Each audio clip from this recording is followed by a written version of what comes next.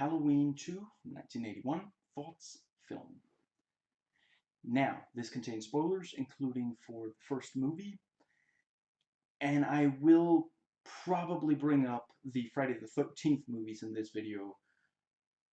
I'm not going to spoil them in this video. And this is a long video, but there are time codes for different sections in the description box.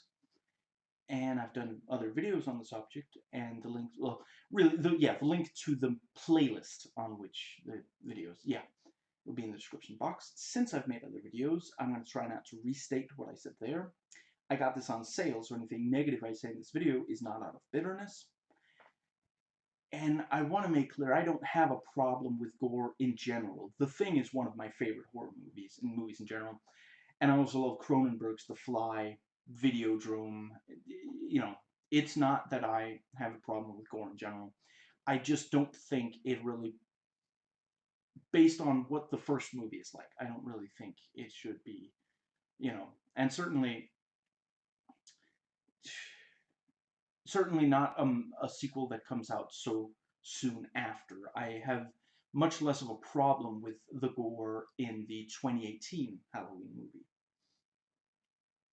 Now, I am intending to do at least one more video on the first movie, but I own this and Resurrection, which I'm doing next week, on VHS only. The rest of them I have on DVD.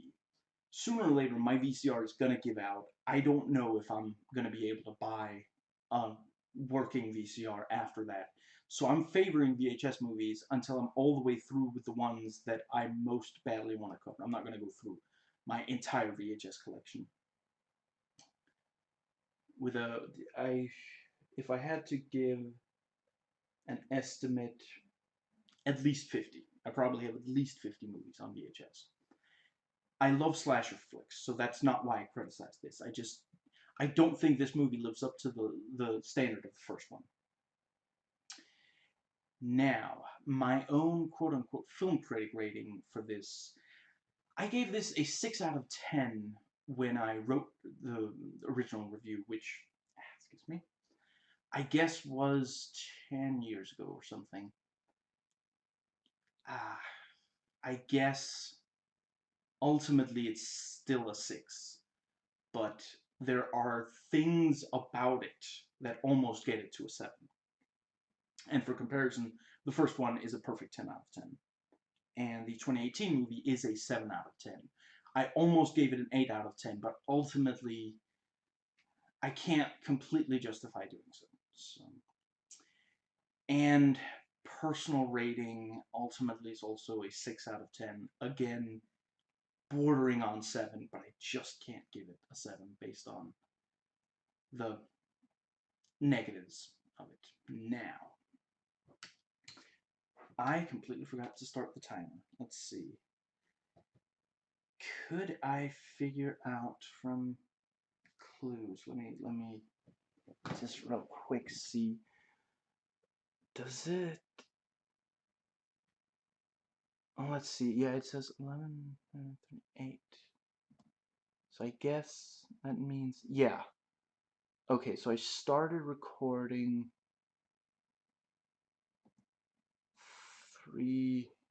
basically 3 minutes before the timer.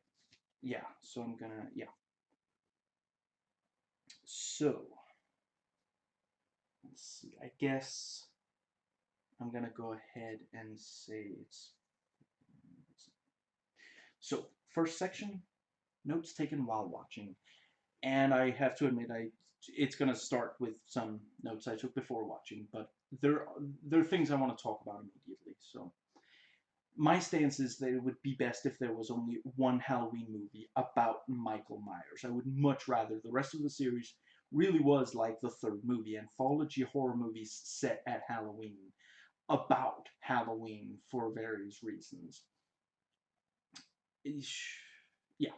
However, if there should be even a single sequel that has Michael Myers in it, by far my favorite is the 2018 Halloween movie. I feel like that one has stuff to offer. And ultimately, the others just, they stumble around these bad ideas for how to delve deeper into Michael Myers, when part of the deeply compelling thing about the first one is that it's impossible. John Carpenter specifically said he wanted Michael Myers to be impossible to identify with for the audience. And part of that is knowing so little about, you know, and in this one we get this huge, yeah, the brother thing. And I as I've seen noted a couple of places, while John Carpenter really regretted it, he had to come up with something, and he thought, well, I guess that'll work, and he really regretted it, but it really set the direction for the rest of, you know, for a while. I'm not going to spoil how, it's not a spoil. Yeah, it's not a spoiler to say that after this movie, there are more Halloween movies that follow the idea that the that it is important to Michael to kill his sister, rather than just his sister was the first victim because she was close by. And there's not necessarily, there might be a reason, but it's not genes. Anyway, so yeah, just briefly, I'm going to say I understand people who say that the third movie is also not up to the standards of the first movie. I would. It is definitely more of a B movie, and it's not as. Just real quick, I absolutely love the third movie. I've watched it many times. It and Halloween 2018 are the only sequels I like to the first movie. And I'm not going to be spoiling the third movie in this one either. Don't worry. Yeah. So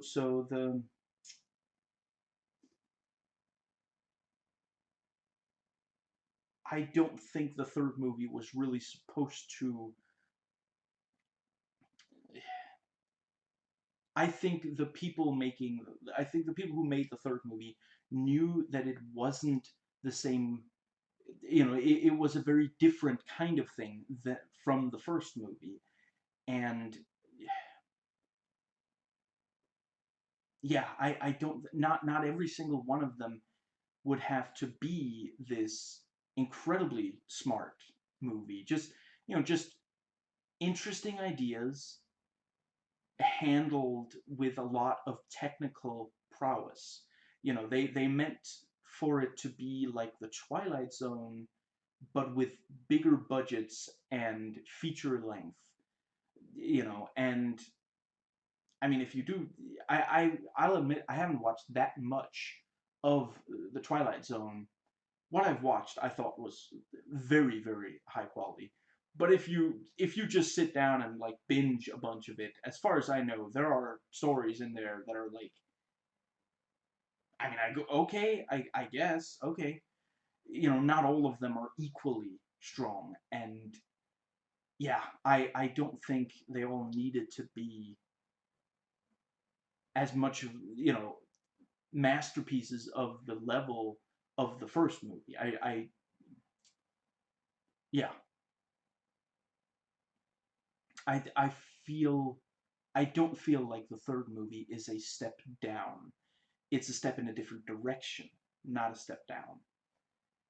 And I mean, that's one of the things, with this movie, clearly, you know, yeah, when slashers became a thing, clearly there was an appetite for horror movies that, you know, that went further than, you really saw before the 80s, and that had really creepy, you know, yeah, ideas and approaches.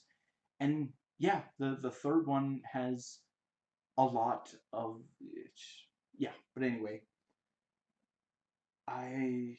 yeah, that's all I'm going to say about the anthology thing for right now, at least.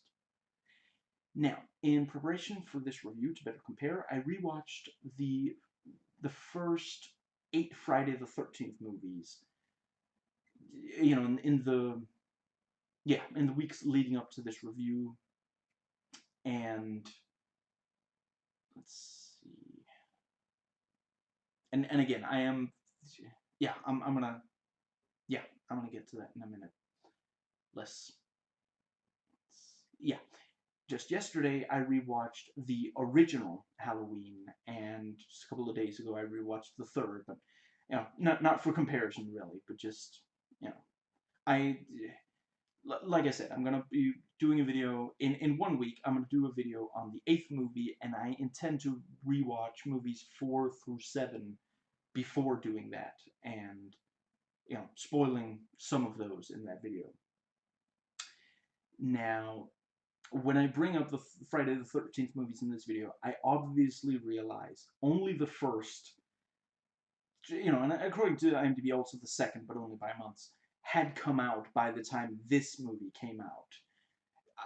You know, I'm not expecting this movie to be very equivalent to, you know, let's see, I want to say that the 8th one came out in like 89 or something, 8 years after this one, obviously. However, the sequels, the Friday the 13th sequels, all build on what's in the original, and this movie builds on what's in the original. You know, despite how different this and the first Friday the 13th movie are from the first Halloween. You know, this movie went in much more Friday the 13th direction than, yeah, than a Halloween. I'm not, you know, it was a Friday the 13th movie in Halloween clothing. It wasn't really, yeah. You know, I feel like to do a proper Halloween sequel, you really have to do something like the 2018 movie, and I'm not going to be spoiling that here.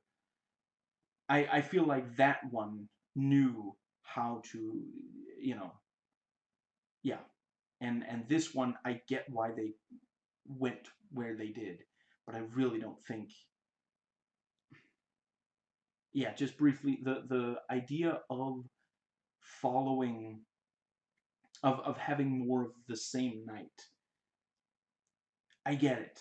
You know, it means that Laurie is still in, you know, they put her in a coma for part of the movie so that she will be stuck in a place even though she now knows that Michael is out there. And they, yeah, it means that the movie doesn't have to spend a lot of time setting up new situations because it's a continuation of what we already had, and they wanted to capture the energy and tension. You know, it does make sense. Yeah, I think I already said I understand why they took this approach, but it's such a huge, any follow up to the first one really needed some distance between the first one and itself, because it's such a big part. You know, the ideal way to watch the first Halloween is to pretend there's no other movie named Halloween, and then, you know, maybe go watch the 2018 movie. But like I said, preferable is to just have only the very first one, because that makes the ending that much more powerful. If you never see Michael Myers again, then he will linger in your nightmares in a way he never can once you have sequels where it's just, you know, I forget who said it, but someone said in response to this that, you know, when they watched the first movie they were terrified, but then they watched this and they were like, well, I'm not related to Michael Myers, I guess I don't have anything to worry about. And just the fact that there at the end he disappears and you have no idea where he is, and you now know that he can survive, excuse me, yeah, just that's so much more horrifying than, oh, he likes to kill his sisters. Anyway, let's see. Yeah, it's very obvious this movie was different from the first in ways that more closely resemble the Friday the 13th movie, because that really launched the slasher subgenre. The original Halloween has been called the proto-slasher, which makes a lot of sense. Yeah, just to briefly, I think it makes more sense to call Halloween 1 1978, just since there are now 3 movies called Halloween. I guess I kind of get why they named the 2018 movie that. As far as I understand, they want for they're considering making as much as 3 movies total, and they want the other 2 to have subtitles. I don't know exactly what. Yeah, for in case there's someone watching this video. Originally, I didn't understand subtitles. What does that mean when it's a movie title? And subtitles, that's what you have during the movie if you have trouble hearing what people say. No, in this case, I'm not saying you're ignorant if you don't know that. I'm saying, yeah, I just want to, yeah, it's like how the third one is called Halloween 3, Season of the Witch. Season of the Witch is the subtitle of the movie, and yeah, and they didn't want the first of their trilogy to have a subtitle, basically, and yeah, I think that's how it is. And they maybe also wanted to make more of wanted to make it clear that it wasn't part of the original chronology, the continuity of the, yeah, because yeah, I guess really the only, Rob Zombie's 2 movies, I'm not gonna get into those here. I've talked about them elsewhere. Both, I'm not talking about quality here. I'm just saying both of those have just, the first one's just called Halloween, the second one had Halloween 2. But other than that, the Halloween sequels, and this one, other than that, all the Halloween sequels, other than the 2018 movie, have a subtitle, and they maybe wanted to make it clear that this was something different. Anyway, the right, I was going to, yeah, just the proto slasher thing. I don't think when I watch the original Halloween, I don't get the sense that John Carpenter kind of wanted to have a way higher body count and a lot more happening, but just couldn't afford it. I get the sense that he made the movie that he wanted to make. That it pretty much came out the way he wanted it to. He had a lot of control over it. So yeah, and the moment that there are not very many, I guess maybe more I should say, in the 80s, when you sat down and watched a slasher movie, if you compared it to the original Halloween would seem unsatisfying. That it would seem like there's not enough. And ultimately, in some ways, it's more, there were other 70s horror movies that are about stalking. A more recent movie that is also like the original Halloween and other 70s stalker movies is The Strangers. And there's where The Strangers 2, Prey at Night, I want to say it's called, is more of an 80s slasher movie. So there's a distinct difference in style.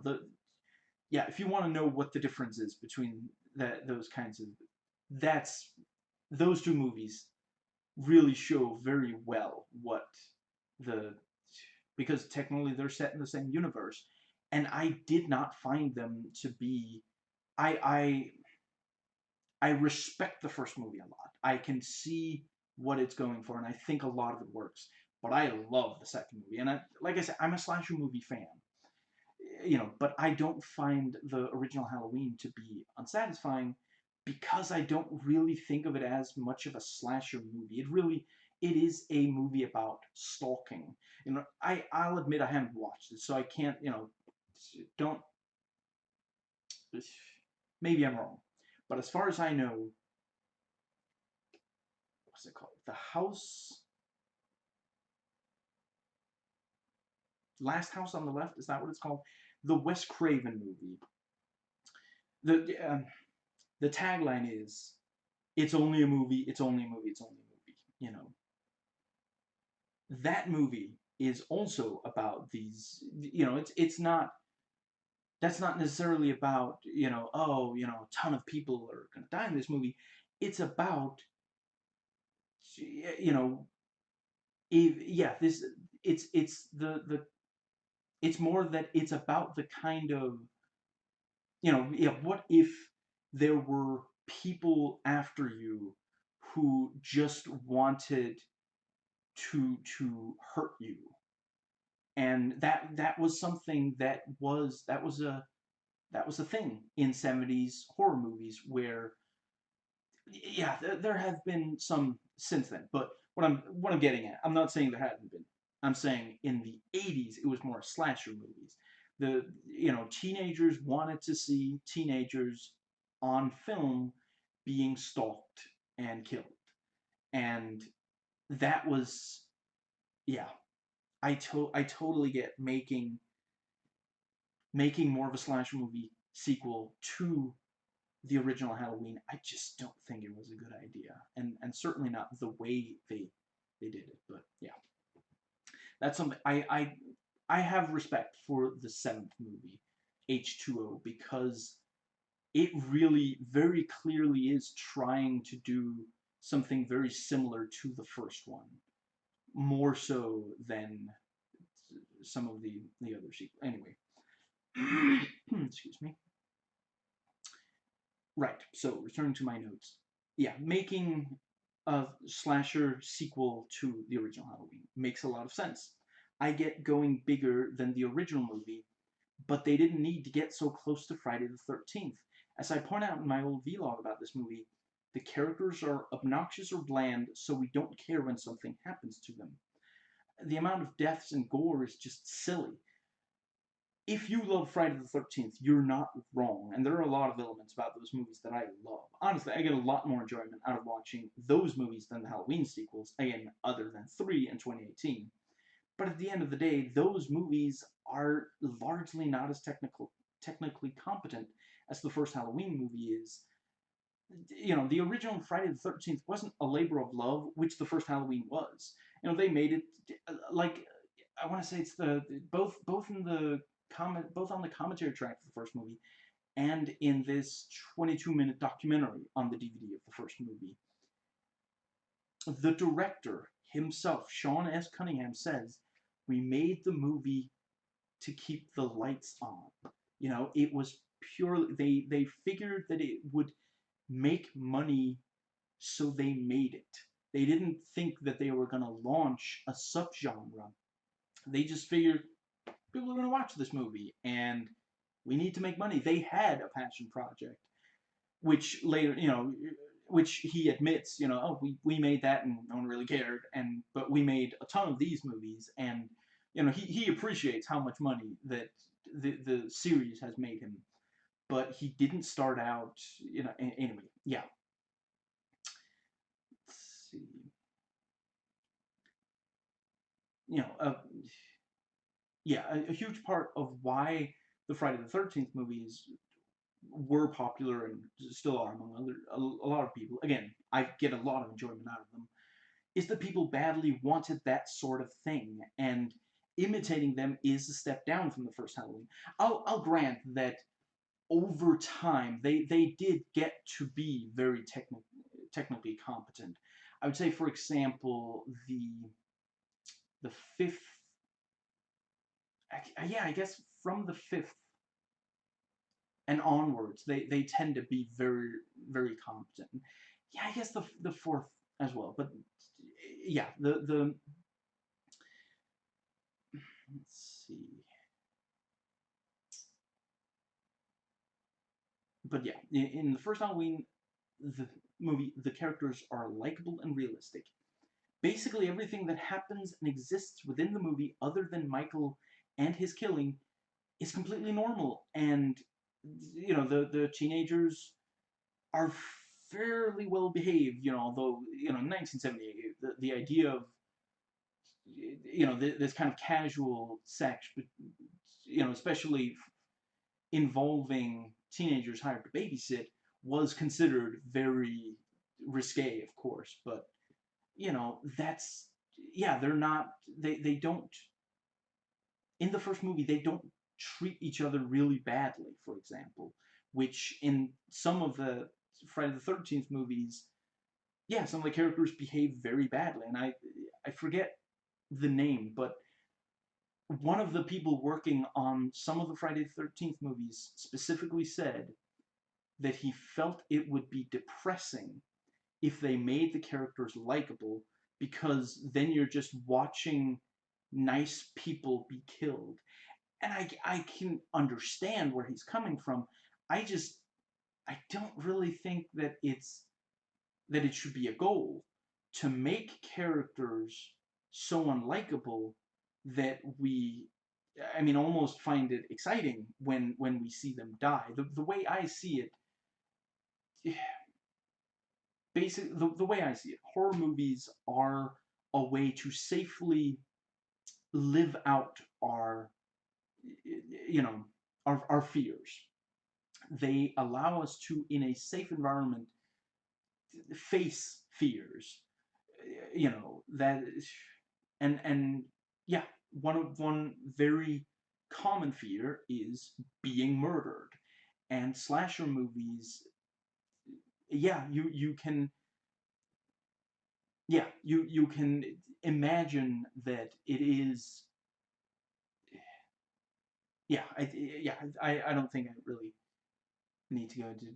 Some people say that I sometimes spend too much time explaining things. I think I don't need to go. Excuse me. I think I have made my point here. Now, let's see.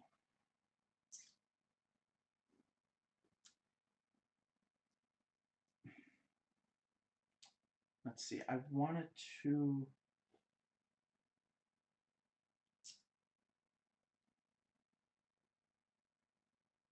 Hmm.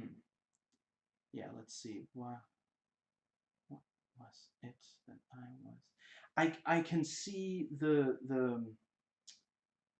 I get, yeah. In the first Halloween movie, you know, for sure, Linda and Annie, they have negative character traits. That's what I'm going with. I don't think they are obnoxious. I don't think they're unlikable. I don't know about. I don't. I guess Bob is a little annoying, but we also only really see, like, literally, we see him right before he has sex, while he's having sex, and right after having sex. And you're not at your most appealing necessarily. Yeah, you don't come off as super nice during those. You can come off as a bit selfish and animalistic in those circumstances. And obviously Laurie is yeah, they keep referring to her as a Girl Scout.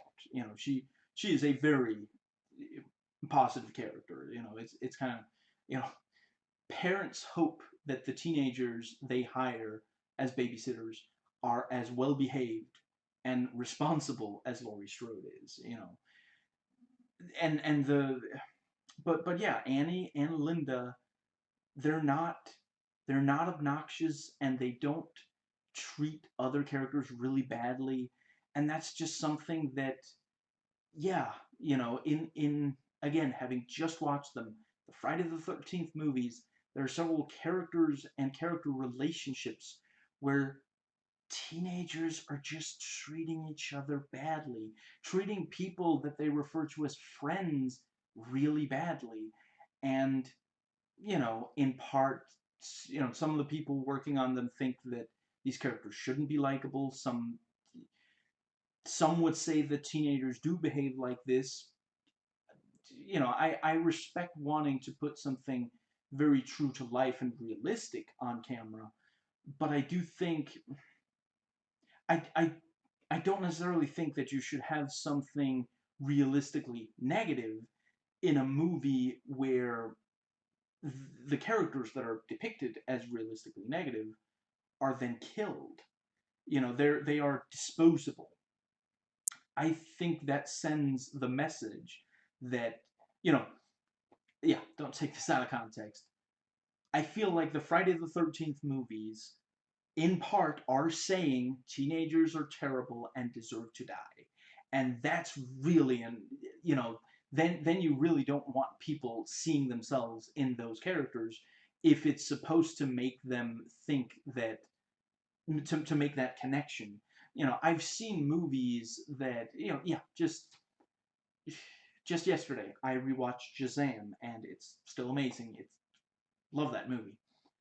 So glad the DCEU is heading in the right direction. Wonder Woman, Shazam, and Aquaman. Finally, the yeah. Hopefully, they will only keep going in this direction. They will move away from the Snyderverse. And I say that as someone who, there's a lot great about Watchmen and 300.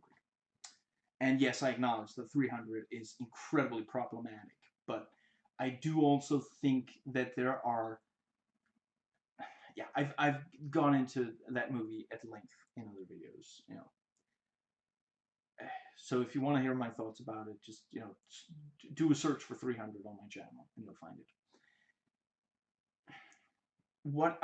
Yes, Shazam has teenagers behaving in selfish ways, but it's not a movie about misbehaving teenagers being murdered in brutal, gruesome ways, graphic ways.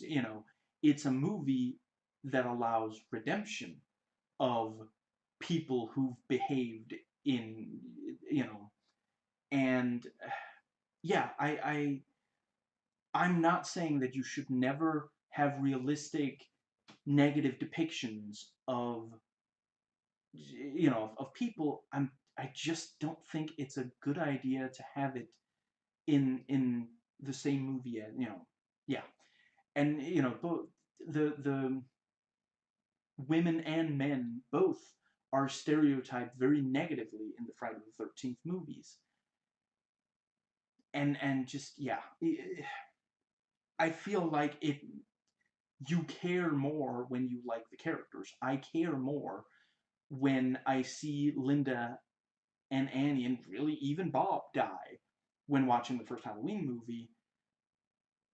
Yeah, then, I having just watched all those movies, I've seen a lot of teenagers be killed in gory fashion, and, like, I mean, I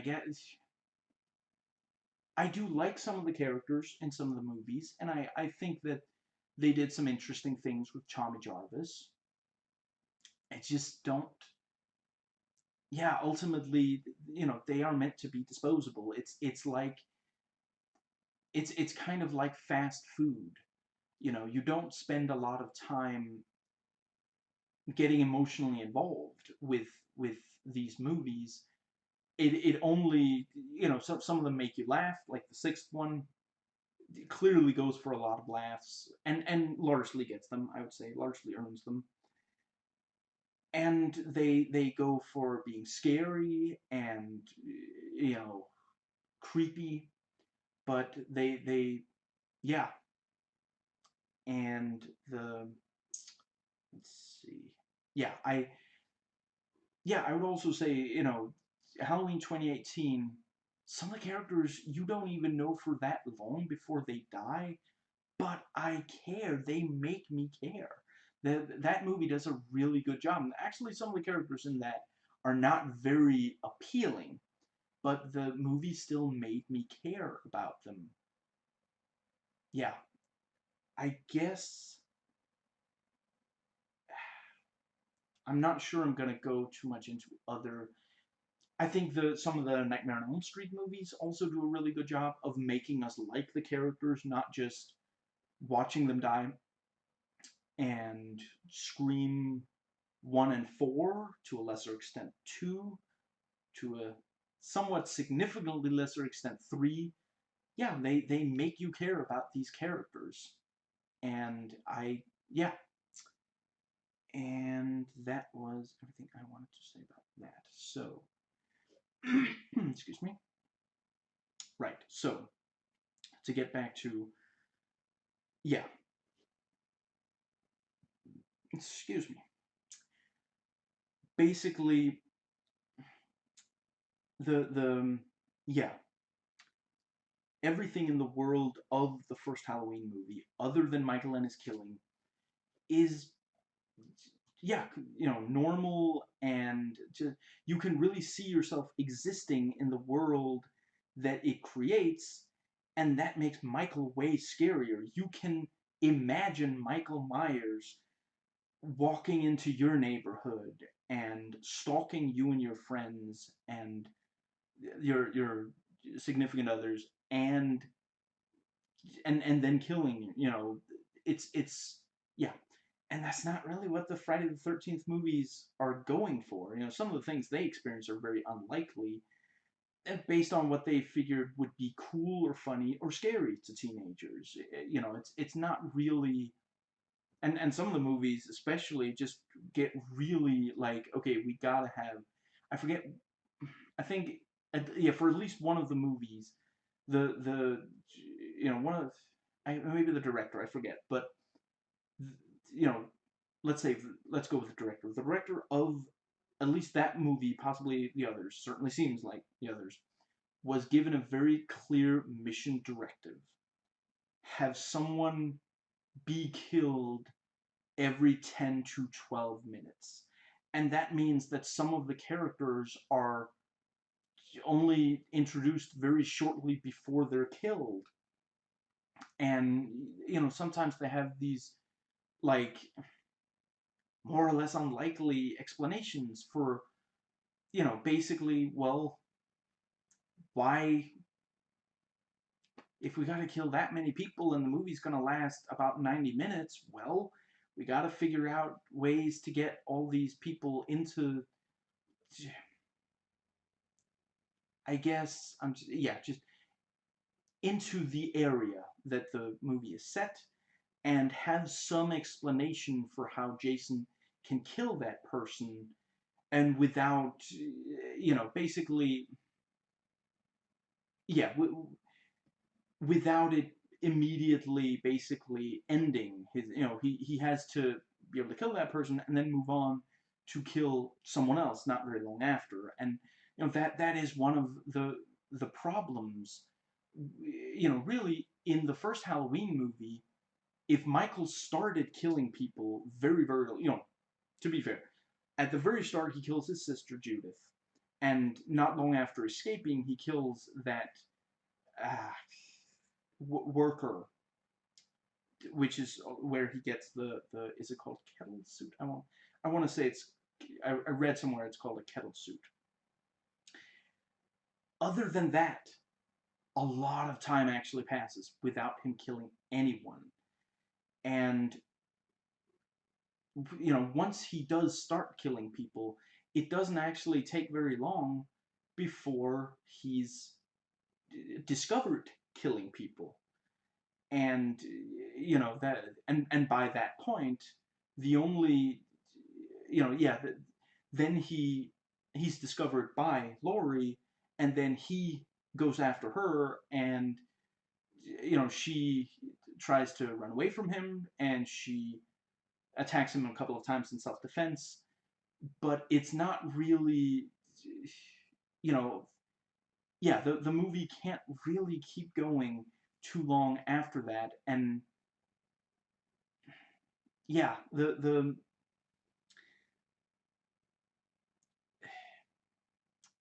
and you know, a big part of it is also pacing. The moment that he starts killing people, it's like, you know, there's that Bad Boys 2, you know, I'm not gonna, I'm not currently intending to swear in this video.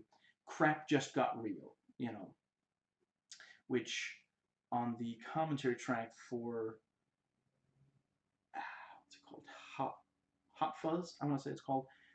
You know, they talk about that's such a perfect line. That really, you know, yeah, there you go. That's that line really says exactly what they wanted to say at that point in the movie. And you can't really, you can't, it's hard to go higher than that. It's hard to go higher than people are getting killed, you know, and the yeah, it's I think that John Carpenter really understood that this was, you know, once you go there, in at least in that movie, you know, I'll grant that he's made other horror movies where, you know, people die over the course of the movie, but then it's something else that keeps it going. It's not, you know, where with Michael Myers, at the end of the day, the big thing is he stalks you and he kills you. Again, I'm talking specifically about the first movie, and that, yeah, that once he starts killing people really actively, you know, how long can he keep them hidden and this whole thing? And that's where, you know, the Friday the 13th movies, because people die right at the very start, you know, yeah, yeah, I'm just gonna say some of those movies, someone gets killed almost immediately. That's not a spoiler. That's, yeah, I'm not saying which ones. And yeah, it's I mean, some of them, they try to justify why all these bodies aren't being found and why there's enough physical distance between the people that are being killed that they don't, you know, spot the other killings and, you know, spot the killer moving around and, you know, hiding bodies or moving from kill to kill and these sorts of things. And that's just, yeah, it never really makes a lot of sense. Again, I get a lot of enjoyment out of those movies, but you really do have to, I don't want to say lower expectations, but adjust expectations to that. Well, this, I mean, this really isn't real world, and these are not quite real people. They're too stereotypical, and it's just, yeah, you know, and that works for those movies, and it's where the Halloween movie series, you know, yeah, the Halloween movies moved in that direction, but the first one really, it felt like, you know, this could be you, you know, what's the your face here or whatever it's that phrase is. Now, and yeah, you know, for comparing this with the Friday the 13th movies, the second Friday the 13th movie does have decently memorable and likable characters. Yeah, they're still getting high and having sex, but they are largely likable. I like it a lot better than Halloween 2, and honestly, the very first Friday the 13th, you can tell, you know, you have scenes that are basically padding, that don't really establish or further characters or their relationships with each other, or the plot, or themes, or anything. It's just scenes of these teenagers doing things teenagers do at summer camp. You can really tell it wasn't really a passion project, just, yeah, you know, they yeah, they needed to get it to nearly 90 minutes.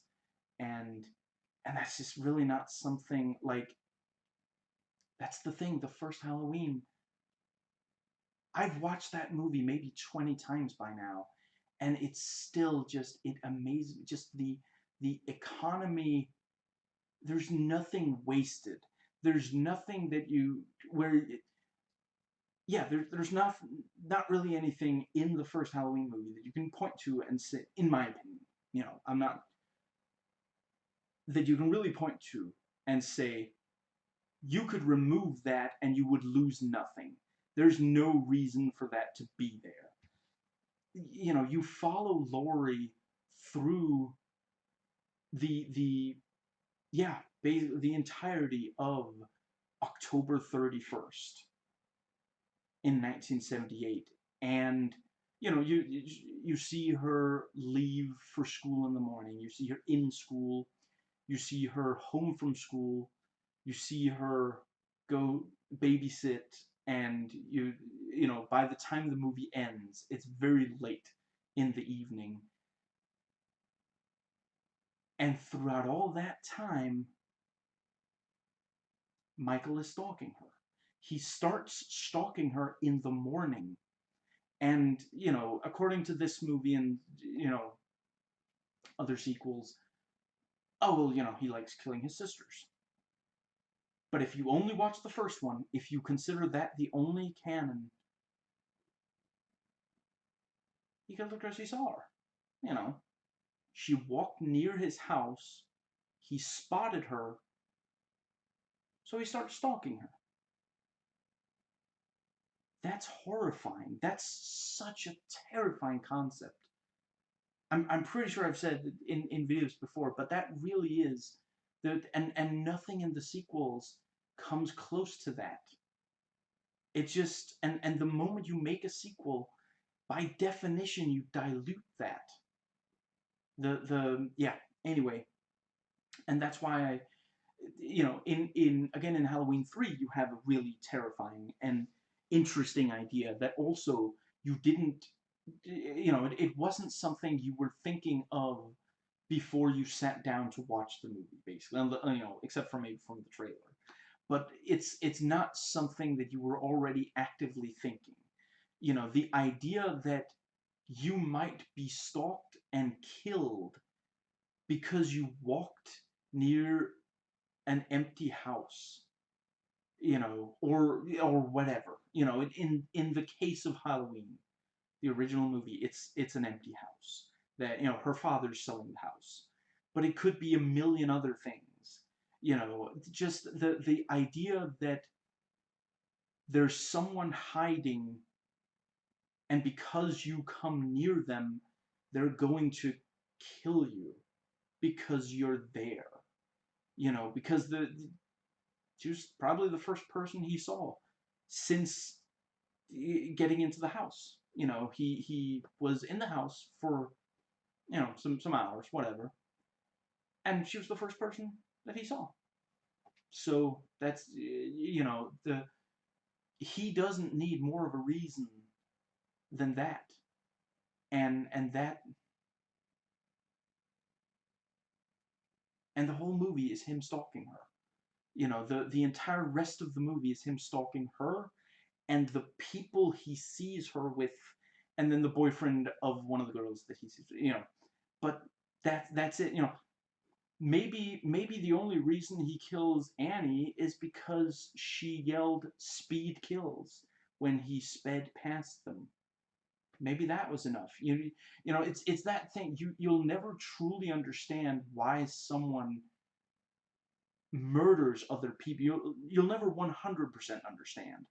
And with that, yeah, the moment she says that, he breaks, and for a few seconds there, you're like, oh my, is he gonna go? Is he gonna leave the car and attack them right now? And he doesn't. But yeah, it's possible that was and it's also possible that he was just gonna kill them because they're there. He can kill them, and he doesn't. Maybe he doesn't need a reason.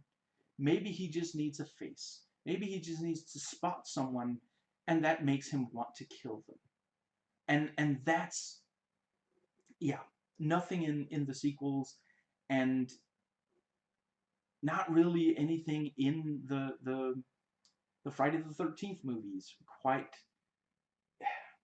reaches that level of yeah, making it terrifying. And again, I will say some of the things they do with Tommy Jarvis are very interesting, and definitely they get, yeah, they but let's see, the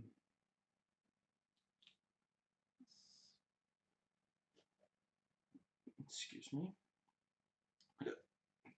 excuse me.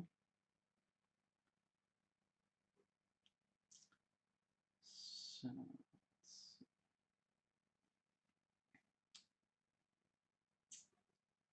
and I will also say I don't really blame slasher movies for a lot of them not really quite going. Some of them do. Some of them have, okay, the killer has very specific personal reasons. Sorry, not that that's in Halloween. What I'm saying is, yeah, never mind that. Let me start over. Other slasher movies do have the killer obsessively stalking, threatening, and murdering, you know, specific characters, because that is, from the moment he spots her, he is specifically going after Laurie and her friends. From the moment he spots them, he's not wandering around Haddonfield randomly and killing. And that's the thing, the first kill in this movie kind of feels like, well, he's just walking around. That teenage girl had nothing to do with Laurie. I figure it's there because they expect, there's supposed to be a kill at the very start. A lot of movies, a lot of horror movies have someone die at the very start of the movie. And maybe, yeah, maybe especially teenage-oriented horror movies. There's an expectation of a short attention span. Again, hence, 10 to 12 minutes, someone's gonna die on screen. So anyway, the let's see. Yeah, so the right. Yeah, some other slashers do have this kind of stalking and killing, and I find those to be some of the most effective ones. I think that having not, yeah, having focusing on just a few characters and having them be the targets instead of just a lot of, ones who become kind of disposable, I think tends to be the way to get more, yeah, for it to be scarier and more compelling. Other, yeah, without that, you can still have it can still be effective and entertaining, but it's not quite as compelling. And I'm not saying everything has, not everything has to be like caviar. Sometimes you just, not that I would ever eat caviar. Sometimes you just want a pizza. You know, it doesn't have to be. Sometimes you sit down and you just eat cheese and not really, and because you just feel like it. That's fine. I'm just saying I do think it is worth distinguishing between them. I think that grading things is important to make sure that we do yeah, to make sure that the stuff that's really difficult but also comes out really well, that's something that is, yeah, that the people who really want to make movies like that or watch movies like that get to make movies like that and watch movies like that. I'm not. You don't always have to go for the really, incredibly classy. Yeah. Let's see. Yeah, I think I have made my points. Now, yeah. So this movie has more deaths and gore than Halloween. And I did not get around to rewatching Jason X, but ultimately, I don't think it's. I've watched that a lot of times. It was the first. when I first started watching movies with Jason, the first two I watched were Jason X and Freddy versus Jason. That was, and that was also the first Freddy movie I watched because I was a teenager. Blockbuster existed, and those were, oh, that's a fairly recent movie, and the trailer looks kind of cool, so let's watch it. But yeah, Jason X is a movie that there are a lot of deaths and gore in that movie, and ultimately doesn't really hit the audience. I don't think I've watched Jason X a number of times now, and at first I will admit for sure the technical aspects are pretty well done, you know, and there are creative kills. The effects are pretty good. A couple of times they push it a little too far. They push it past what they can make look good. But yeah, largely, and certainly by then people expected, yeah, people wanted a lot of people to die in audiences wanted a lot of people to die in a Jason movie, and that's what they gave. And ultimately, it doesn't really hit that hard. It's probably one of the least effective as far as it's cool and the effects are good, but it's not really, yeah, but yeah, I would say the best of the other sequels are much more effective, scarier, and make the yeah the yeah the death scenes hit harder, you know. And yeah, and just briefly, this is not a thing. This is not because I first watched, because I watched it when I was a teenager. Other movies that I first watched when I was a teenager include The Thing, Alien, and Videodrome, and those are, yeah. Even back then, I didn't understand all of the things that made those movies amazing, but I could tell they're amazing. I knew right from the start, okay, this is a million times better than Jason X. You know, so it's not just, for sure my tastes have refined. I'm not saying teenagers have bad taste. I think that's the stereotype. But I would say that personally my tastes are refined. I don't even know if that's necessarily true for everyone. I'm only talking about myself. I don't know for sure about anyone else. But yeah, back then it's yeah, the incredibly well made movies where the themes and the images really resonated. They worked much better than the ones that clearly had money put behind them, and yeah, they're well done and such. Now, let's see.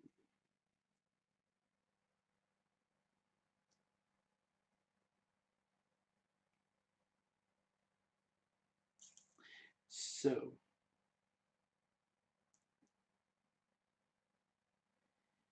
yeah, I guess this is kind of. I didn't really think about it when I made this note, but I guess it is kind of a spoiler. So I'm just gonna go ahead and skip this note. So, yeah. Now, you know, yeah, like I already said, at the start of the movie, several people know that Michael Myers is out there. Again, hypothetically, this movie could have opened with Michael killing both Loomis. Yeah, yeah. Actually, yeah. Wait, yeah. There's no way that. Excuse me. There's no way that you get around Laurie telling the kids. I don't. I mean, I guess maybe the parents don't believe the kids or something. And Michael kills Laurie and Loomis at the very start of the movie, and thus no one in universe expects Michael Myers to be back from Haddonfield and to be still killing people, you know. But no, they you know, for sure, this movie would have been way more unpopular. I'm not sure they would necessarily have made another sequel if this movie had opened with killing the memorable characters of Laurie Strode and Dr. Loomis. That would definitely have been a misstep. But the yeah, the let's see. I'll get there.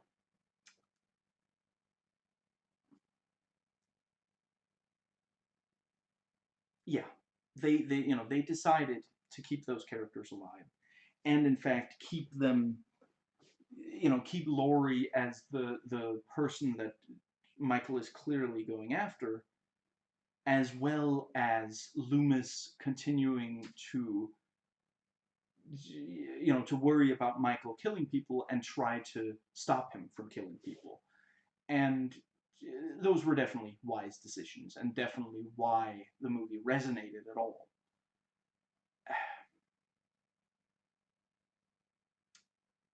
So because of that, because they wanted it to be the same night, which technically means this doesn't take place on Halloween, it takes place the morning after, anyway.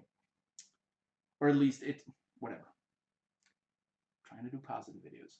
Because of that, they had to come up with some explanation why, despite there being a killer out there, no one realizing that the killer is active until very late in the movie, you know, yeah. Now, I've seen that happen in other slasher movies. You know, the how do they not realize there's a killer out there, and you know they gotta figure out a reason why the guy can keep killing people and still, you know, yeah, hypothetically, let's say that, yeah, and some slashers actually do have characters realize, well, there's a killer here, so let's leave. And then, you know, there's maybe some reason why they can't leave, or they're killed as they're trying to leave, or whatever. And yeah, in this, they had to come up with something, and this is a really stupid one.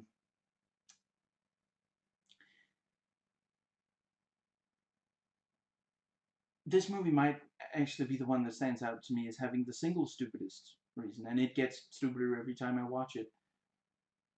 People basically accept that Michael is not still out there because a guy who was wearing the same outfit as a Halloween costume burned to death, and you know it's only when the yeah, that doctor guy talks to Loomis about the teeth, it's confirmed, you know, Loomis already suspected that Michael was still out there, but yeah, he gets confirmation, no, the you know, Michael is still out there because teeth. I realize it's, sorry, that just sounded like a funny way to phrase it. I know that it, the reason that they can tell that you know, okay, this kid can only be 17 and Michael Myers is 21, so it must not be. Anyway, how unlikely is it that Ben Tramer was wearing the same outfit? It's not like he's trick-or-treating as Michael Myers. It's the same night as Michael comes back, and Michael wasn't wearing that outfit the first time. I could actually kind of respect if they had, like, yeah, like, you know, obviously it would really change the movie. You couldn't have him stand in for Michael, but if someone was trick-or-treating as Michael Myers by wearing a similar clown suit to, you know, clown costume to what he would, which, you know, in some of the sequels, the clown costume reappears in the, you know, but yeah, it's just like, and that's, you know, right there. If you said it just a year later on Halloween night, then you can have someone trick-or-treating as Michael Myers wearing the same outfit. Because the word would have gotten out. You know, did you hear that someone wearing a kettle Kettle Suit? Is that really the name? Anyway. And a spray-painted white Captain Kirk mask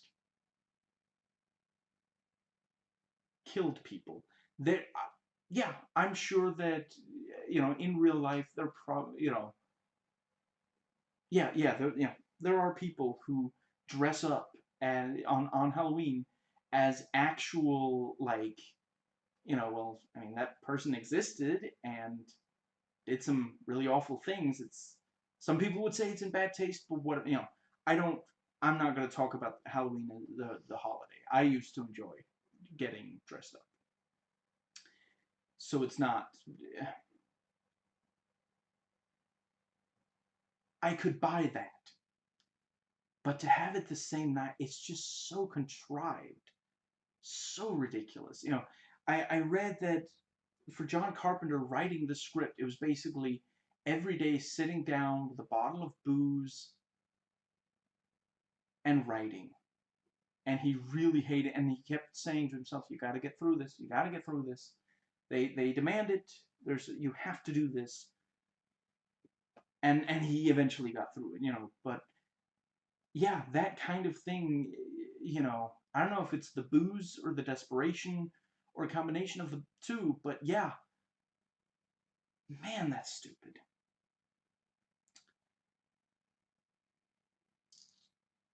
Something that definitely helps the first Halloween and is a problem for most of the 80s slasher movies, as a lot of the ones I've seen, is that in Halloween there are only a few teenage characters. Basically we see, yeah, we see the three girls and then Bob. You really don't know enough about Judith to make a judgment on her, or much less her boyfriend. But yeah, you get a sense of even, yeah, like I said, Bob less so, but the other, the three girls, you get a sense of who they are. You only see them during this one day for a very short amount of time, but you do get a sense, okay, Linda, not big on studying. Annie kind of pushes things. You get a sense of who they are without seeing them do very many things.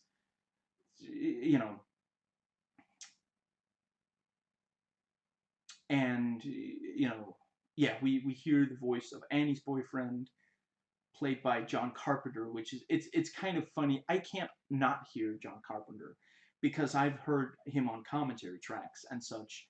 So yeah, the moment I hear it, it's like, oh, Annie is dating John Carpenter. Interesting. Just I can't not hear his voice. Similar to James Cameron in The Terminator as the I forget his name, but he was supposed to go out with Sarah and has to cancel, and he has a Porsche. We don't really know a lot about him, but that, yeah, when you've heard James Cameron's voice in interview and commentary tracks and such a lot, it's like, okay, yeah, that's very clearly him, and back then they were like, whatever, not very many people know what I sound like, and it's kind of fun. It's kind of fun to have a voice cameo, but anyway.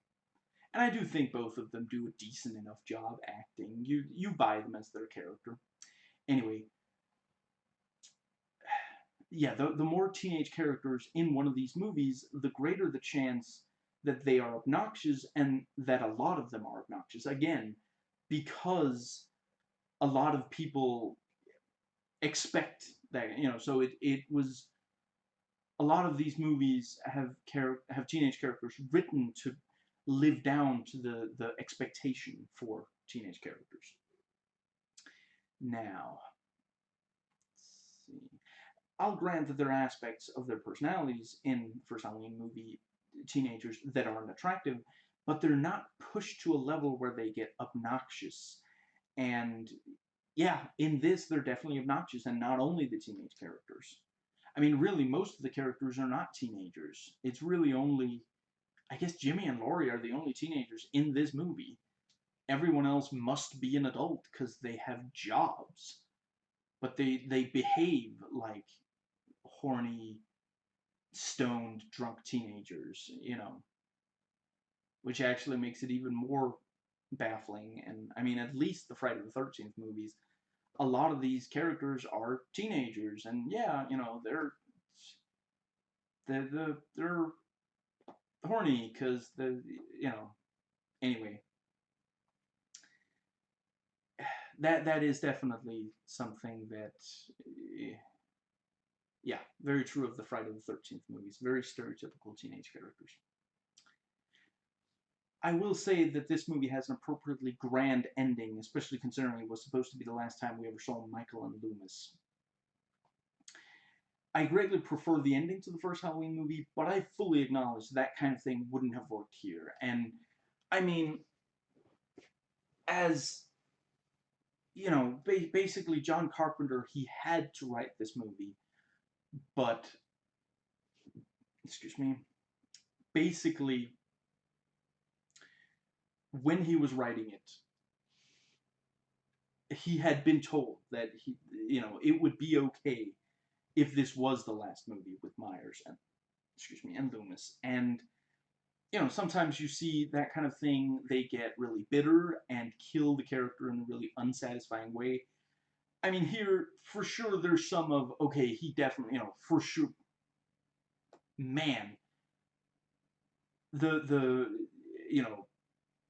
John wrote this in a way that would, okay, this is for sure going to kill all of these two characters. But it is also, it's a pretty cool way for it to end. If bullets, if 6 bullets to the chest can't kill Michael Myers, maybe an explosion and being on fire can. That's it's and it is also like it's something that appeals to, like, when when human beings are dealing with something that is difficult to kill, something that comes to mind is, ooh, have you tried fire? Because fire, that really seems, and it is, I mean, quite a lot of animals are afraid of fire, and fire does kill quite a lot. It really is like, there are people who definitely shouldn't stop and think about the animals that they eat too much, because if they think about what those animals are like before they're you know cooked with substantial heat, those people would not be able to keep eating those animals.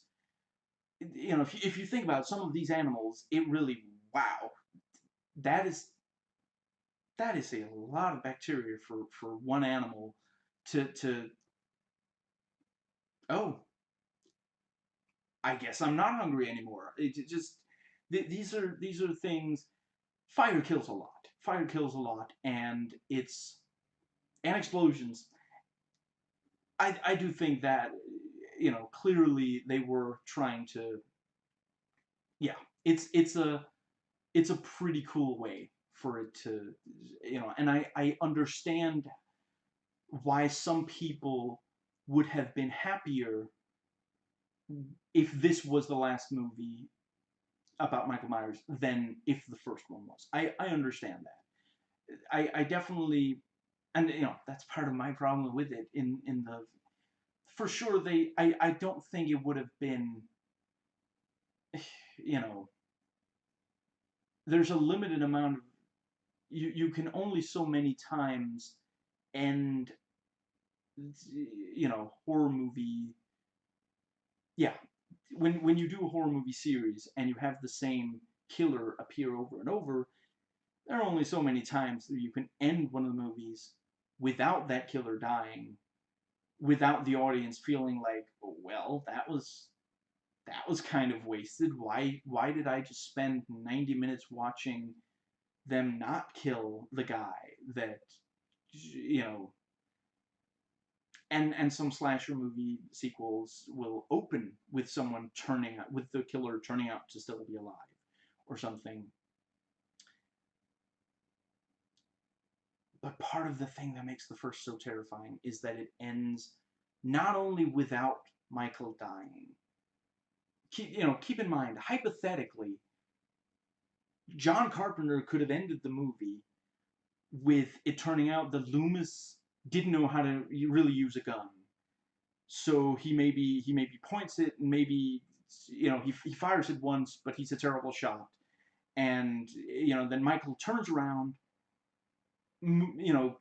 goes over the balcony of his own accord, and then he's just and yeah, but the fact that he survives being shot 6 times with bullets, this is the yeah, quite a lot of people don't survive being shot a single time.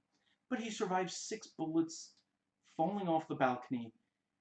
It didn't even seem to slow him down. Like, Loomis doesn't waste a lot of time getting to, getting over to where he can see, and he looks down, and he's not even surprised. That, it was, he took his best shot, literally, or 6 of them, but it wasn't enough. And he kind of figured it might not be. And what are you going to do now? Michael Myers is out there, and there might not be any way to stop him. And that's such a horrifying way to end, you know, the yeah, that's such a horrifying way to end the first movie. And if that was the last time we ever saw Michael Myers, yeah, that I yeah, that would be incredibly terrifying. And yeah, and that's part of why people wanted another movie, and part of why people wanted, like, having just read a bunch of reviews for this, the people who like it a lot, I don't see a lot of them saying, I wish the movie didn't end with the death of Michael. Some of them, not all of them, are equally happy about there being more Michael Myers movies after this one. But I don't think I saw a single one that said that they wish Michael didn't die at the end of this one. It reassures people. Don't worry, Michael Myers isn't still out there. You know, and I don't think that not all horror movies should end with reassurance. Some of them should end with on the note of, well,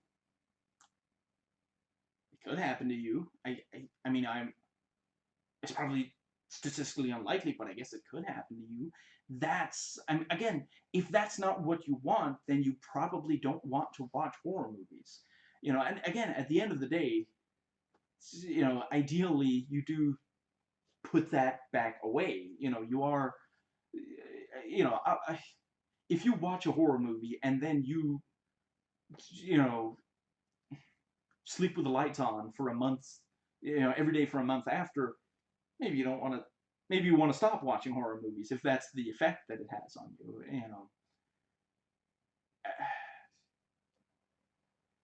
Yeah, and ultimately, some horror movies you are still terrified, even if the thing that did the stuff is dead. And I understand some people don't feel that. If the bad guy isn't dead, then the movie isn't over. Is how it is to some people. I respect that point of view, but I do think sometimes it is more effective for it to end with that. Yeah. Now,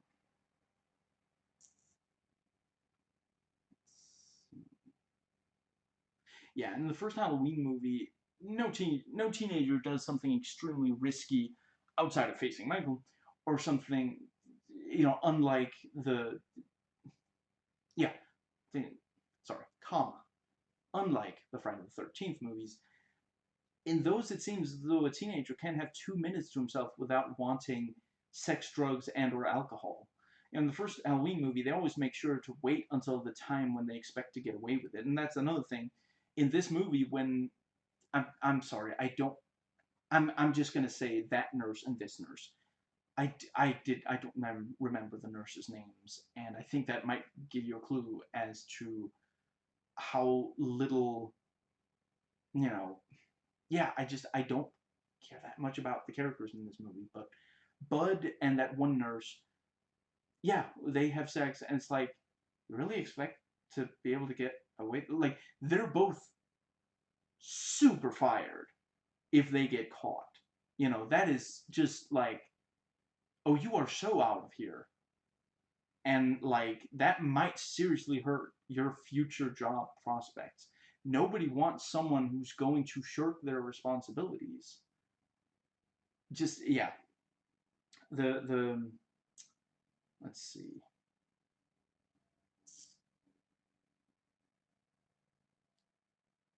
And, and again, I acknowledge in the Friday the 13th movies, that is what a lot of the audience wants. They yeah, I'm sure a lot of teenagers, it's like they themselves feel the sometimes feel the urge to do things. I'm not gonna let's see, do things that may not be the most ideal. I'm not gonna say there's something wrong. If you're having sex, you should use protection, unless you're 100% certain that you know yeah, if you're monogamous and you and your partner are both clean, then you don't have to use protection. Although contraception is still a good idea unless you're trying to get pregnant. I'm not gonna say, yeah, drugs and alcohol, use in moderation, and don't do illegal drugs unless you're basically 100% certain you're not going to get caught. Now, but yeah, some teenagers watch those movies thinking, well, I sometimes feel like getting high or having sex without protections, stuff like that. And if they watch a movie where a person wants something bad but is punished for it, then they can feel like, well, now I don't have to feel bad in a weird sort of way. And that's why. And again, I just don't think. I just feel like the first Halloween movie is,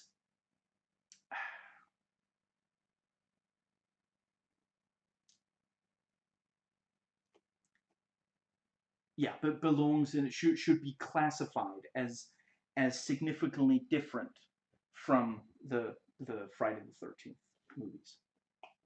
Excuse me. Going by the soundtrack on IMDb, it looks as though John Carpenter actually created a lot of new music for this movie that wasn't in the first movie, and I think he did a pretty decent job. I've basically always been quite impressed with his score work on his movies. Where, yeah, he let's see, you've got first two Halloween movies. Crap, what's it called? Assault on Precinct 13. I forget. Did he stop making music for his own movies, or did he just start using more, like, I gotta admit, it's been way too long since I've watched. Thankfully, several of the upcoming VHS reviews are of John Carpenter movies, so I will be rewatching Carpenter very soon and re-experiencing his music. Now, I do think that Michael Myers is scariest when he's going into a place that you should be safe in to stalk and kill you. And, in yeah, in the first movie, like in the original Terminator, the killer is infiltrating suburbia. In the late 70s and in the 80s, white people in America felt safe in the suburbs, and then you have these unstoppable killing machines coming right in and killing them. You know, I think it's well worth noting. I've seen people who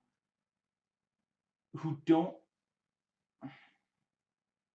yeah, who aren't sure why these movies are considered as, as scary. And I acknowledge, to,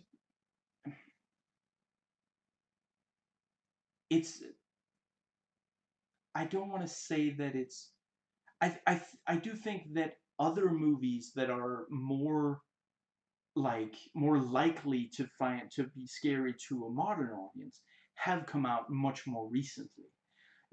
I think in some ways I find The Ring scarier. I although by now that one is less, like, because VHS tapes, but yeah, in some ways I find the scenario in the first Ring movie to be more, something I might actually experience than, the original Halloween. And certainly, I mean, one of the things, for example, is of course the bane of all horror movies: cell phones.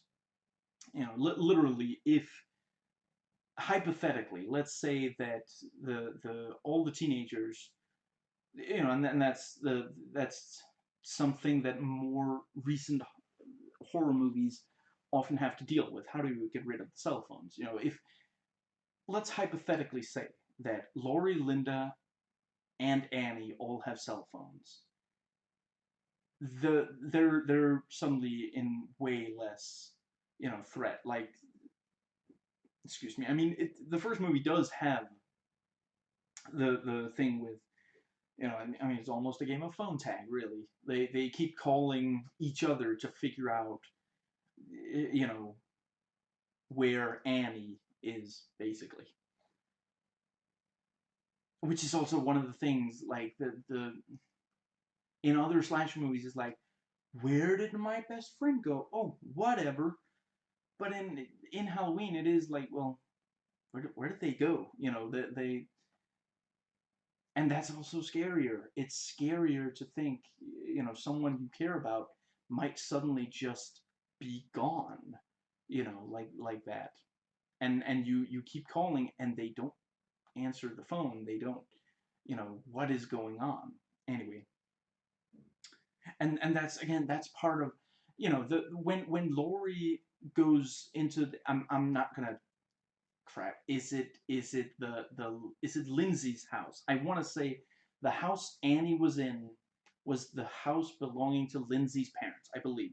Lindsay's house. When Laurie goes into Lindsay's house, she finds the three dead, yeah, the dead bodies of her three friends. And there have been many scenes like that since then. And I've seen people who say, why why are we supposed to think it's so great in the first one, in this Halloween movie? And part of it is, why is Laurie going there? Is she just investigating a strange noise, or is she, like, bored, or no. She's been getting increasingly concerned.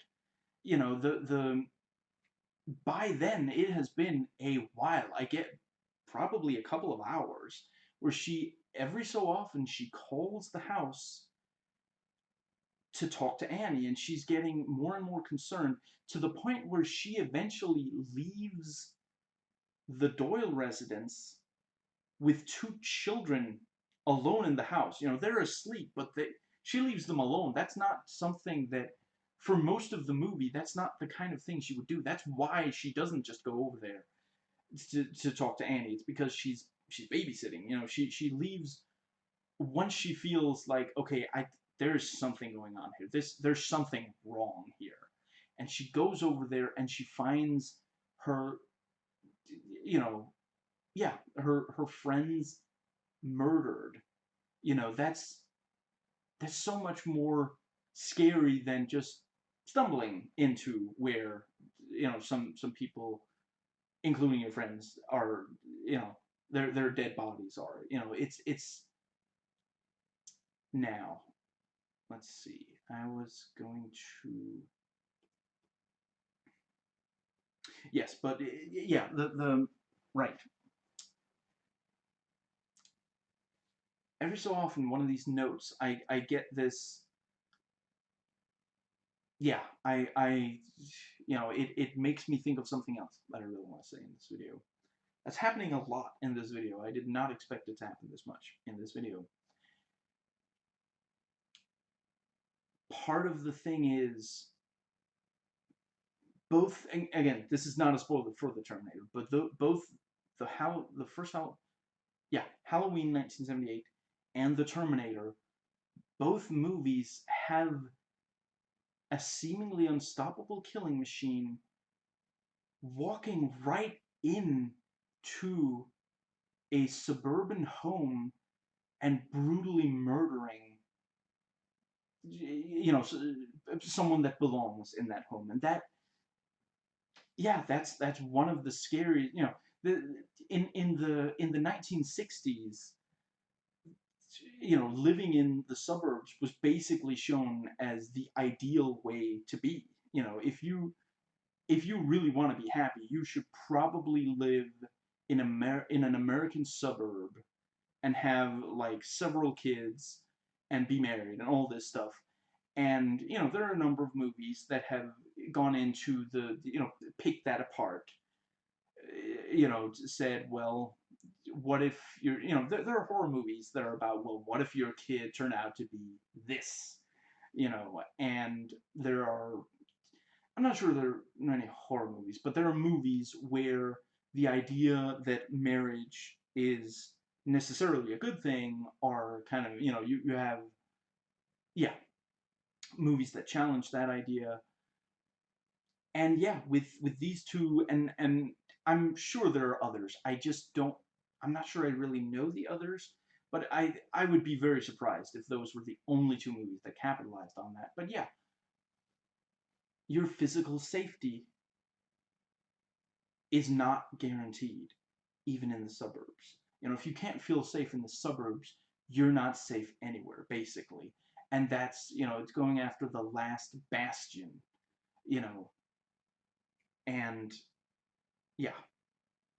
So anyway, what I was talking about, I find Michael Myers to be the scariest when he's, oh, excuse me, yeah, scariest when he's going into a place that you should be safe to stalk and kill you. And in the first one, it's the suburbs. In this, he comes into a hospital and goes after a patient who's unconscious. That is a decent follow-up. I I think I would like this movie so much more if it just wasn't Halloween 2. Like John Carpenter writing a movie where like a killer goes into a hospital and kills, like, and tries to kill a patient who's unconscious. That's genuinely really, really scary. But here it ends up kind of feeling like, well, you know, got to keep Michael Myers busy, and you got to keep Laurie Strode stuck in one place. You know, she's not herself going to want to be asleep or stuck in the same place after the night she's just had. So, well, we gotta make her unconscious, I guess. And then Michael spends a while just going around killing, excuse me, killing all the other people in the hospital. You know, it just, at the end of the day, in, you know, in the first movie, I don't necessarily think that Michael is intentionally saving Laurie for last, which is, you know, this retcons her as his sister. And yeah, with this movie, you basically do have the idea that Michael Myers wants to kill his sisters, and if there are other people nearby, he's going to kill them first. Which, it's just, you know, it's just kind of a weird. If he feels such a drive to kill specifically his sisters, why doesn't he go, you know, purely after them? I don't really get the sense that that's especially what he's. I don't. I don't think he's going after Annie in the first movie before Laurie for like a specific reason, like to save Laurie for later. I yeah, I mean, let's see, hypothetical, like mathematically, let's see. Yeah, if we're going like the both houses have one babysitter and one kid, so it's not about that. Ultimately, he doesn't kill Annie until Lindsay is gone. Yeah, I mean, I guess he was probably just waiting to see if one of the kids would leave one of those two houses, and then yeah. So the that's another thing. How does he kill Annie? By being inside her car. Think about how terrifying that is.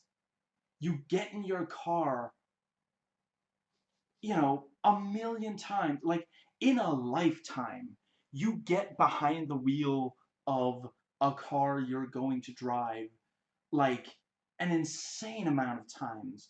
Imagine, like, I mean, I can imagine that people watched this movie and were like, from now on, I'm not getting inside a car without checking the back seat first.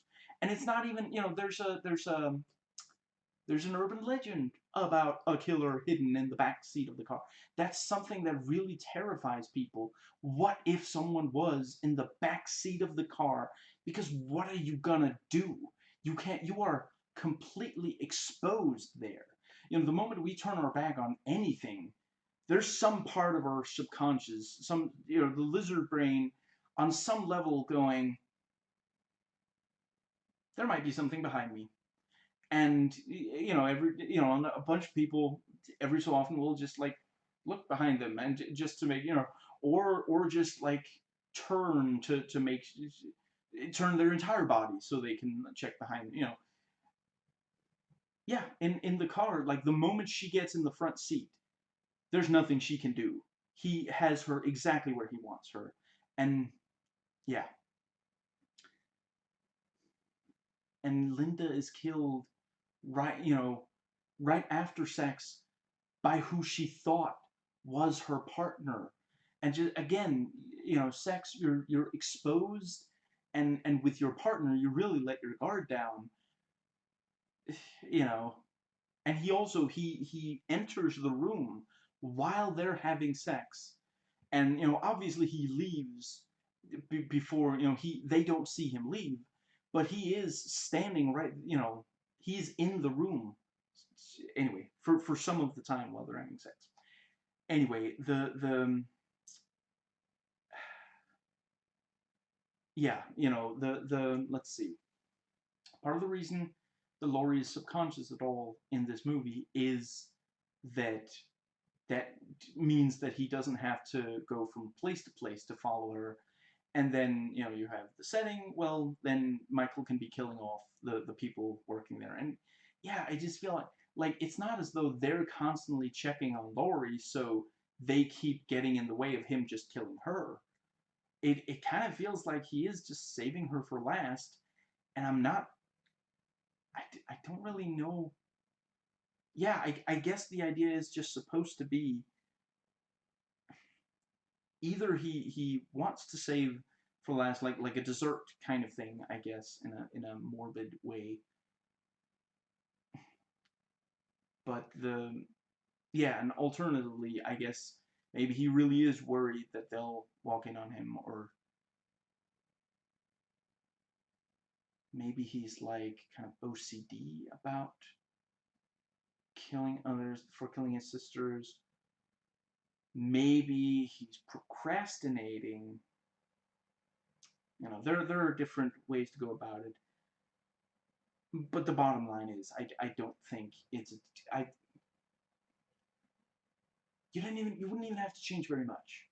Honestly, maybe that's the way to watch this movie. Just pretend that just the characters in this movie, they have this like they all have the same speech impediment where they're trying to say Lauren Stride, but they keep accidentally calling her Laurie Strode, and that makes the audience think that this is actually the sequel to the original Halloween, when really this Halloween it's not Roman numerals. It's just it's a quirk, whatever, and just and they, they cast the same character. They cast some of the same actors. They like working with those actors.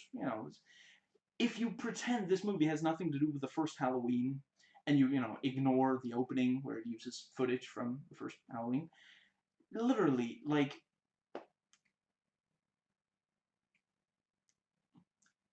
a John Carpenter written horror movie set in a hospital that opens with a patient rambling about a killer that the other people don't really think is a threat anymore. Whether it's been, yeah, obviously you want to change the thing about how the reason the killer isn't a threat anymore is because people think he was blown up and burned to a crisp. No, just have some other, yeah, like play it like maybe she feels like she saw someone, but nobody else saw anyone, and like, I mean, yeah, I guess she's hurt. That's why she's going to the hospital. But it kind of seems like she just like accidentally hurt herself. Like maybe she tripped and hit her head on something, and then later in the movie you realize no, that wasn't, no, he smacked her head against something or something like that.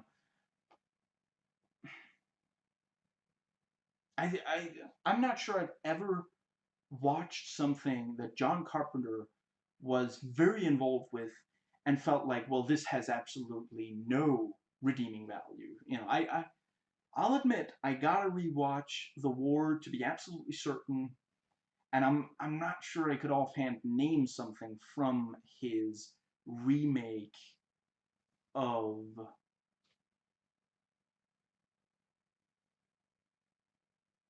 uh, the something kids.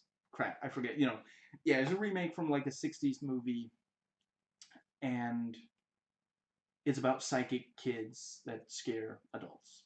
Yeah. Anyway, yeah, I'm not sure I offhand could think of something from that, but I feel like there's something in there in those movies, and the rest of his movies, everything that I've watched, like, I respect that.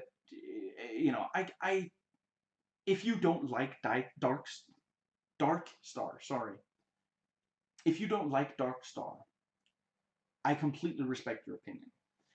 I do think there are some things in it that are really, really compelling, but I will get to that. It's on the long, long list. I have a lot of John Carpenter movies, and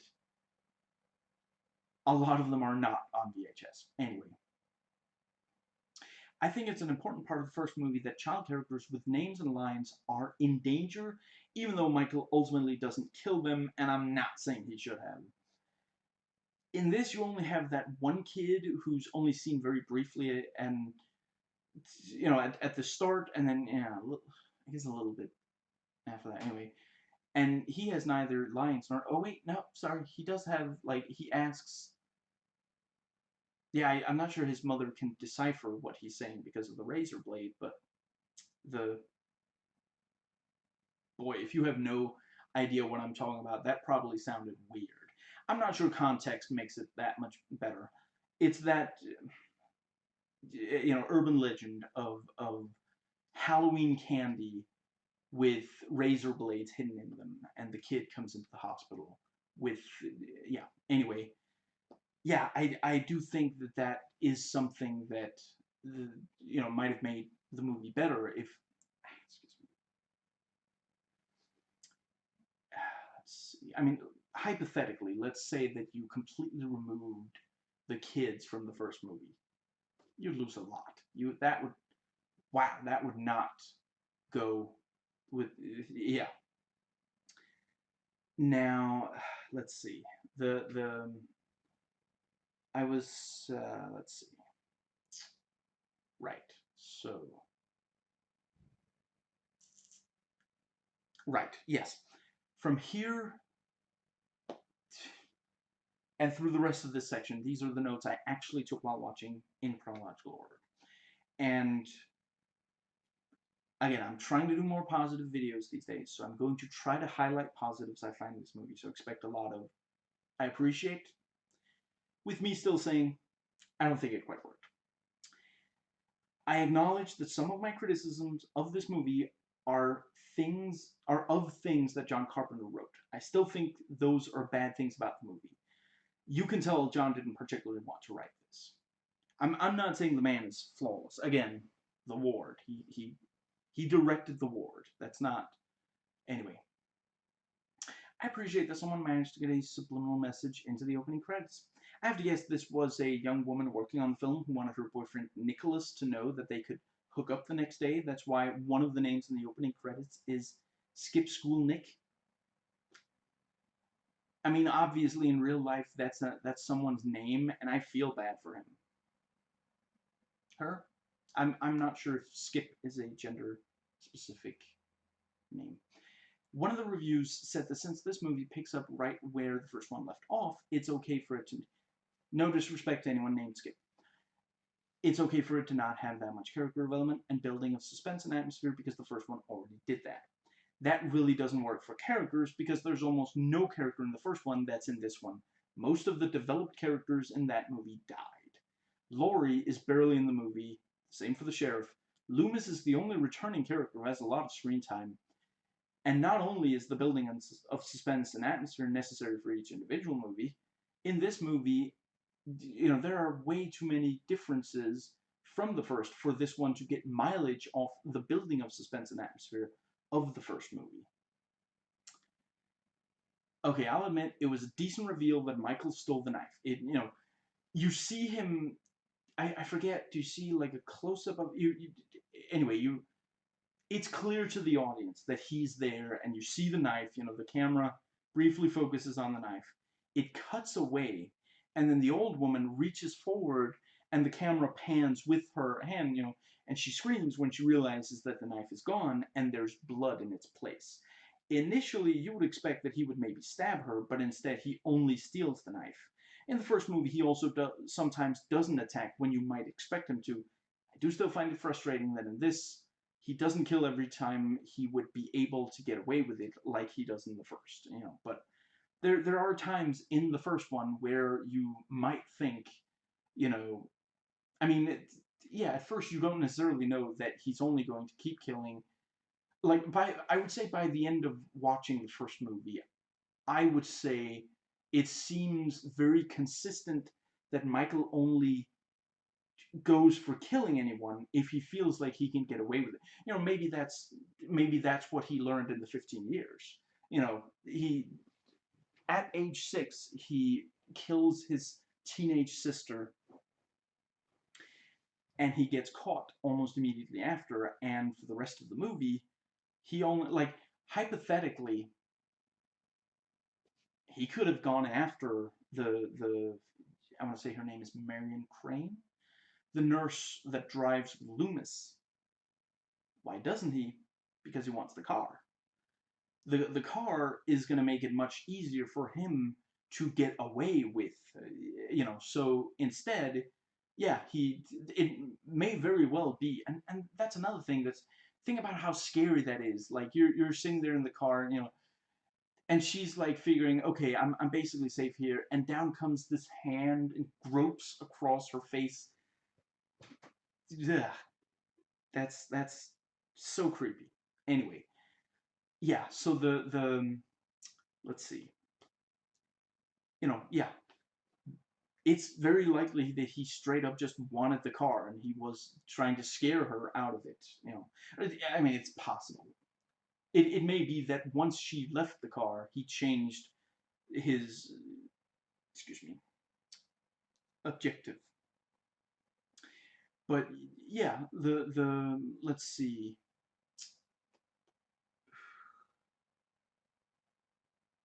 Yeah, and when he's, let's see, I want to say, yeah, it's not Tommy. It's one of the kids running away from Tommy.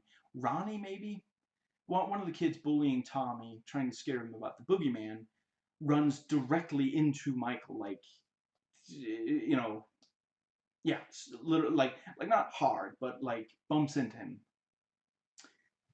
Michael doesn't kill him. He knows that he's not going to get away with that, is my reading of it. It wouldn't be hypothetically, it wouldn't have been difficult for him to kill Lonnie right there, but he wouldn't have been able to get away with it. You know, it's way too public. You know, it's like they're leaving school, so it's like afternoon. It's still quite bright out, and it's right in front of the school. Like, people would notice, you know.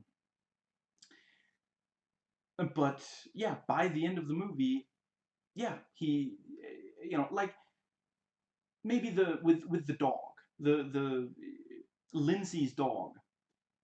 Maybe he killed that one because it came right at him. You know, not because even he might not have been sure he would be able to get away with that. But you know, yeah, and I would say, you know, something that bolsters my argument here is that he did hide the body of the guy he stole the kettle soup from. He didn't just leave him out in the middle. You know, he he didn't hide him that much, but he did hide him some. Now, please don't put me to sleep. I see she didn't read the script. Obviously, she'll be better off snoozing through this thing. So right at the start, Michael kills someone, and it's a young teenage girl. So that's like the first one. You know, the again, expectation of an early kill to, you know. And let's see, yeah, a little while passes before he kills again, and yeah, you know, that I do respect this. This movie does still try to build up tension instead of going, you know, going for like a lot of kills. Like, you know, again, other slasher movies have more kills earlier on than Halloween, and yeah, this in a number of ways, this one is closer to that now. And yeah, I just briefly want to say I respect and admire that Rick Rosenthal tried to emulate John Carpenter's, you know, yeah, directorial style, how he moves the camera and such. You know, in this, he tries to move the camera in a, you know, yeah, in a fairly similar way to what John Carpenter did. And again, I acknowledge some of this might be John Carpenter writing the scenes very differently so that it had to be filmed in a different manner than the first one. But ultimately, I just don't think Rick Rosenthal quite succeeded in making it feel that much like the first one. And part of the problem is the use of the what's it called, POV. And yeah, you see too much of Michael too early, and it keeps assigning a POV to him because Friday the 13th one was very popular and it used the POV, you know, and it's like, I'm sorry, even by those standards, it wasn't that like incredible. It was just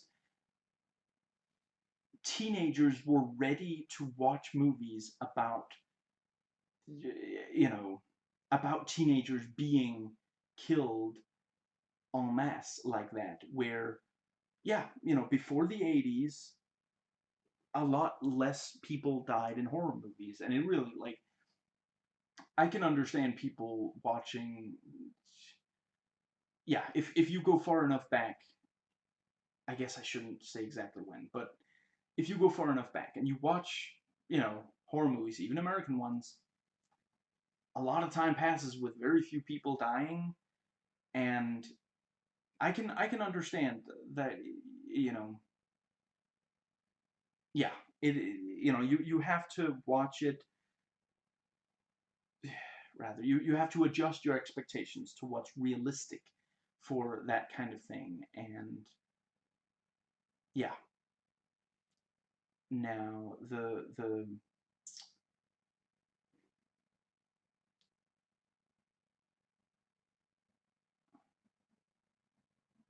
let's see, did I say everything I wanted to about Ray Rosenthal directing and it not quite feeling like, right, yeah, the POV,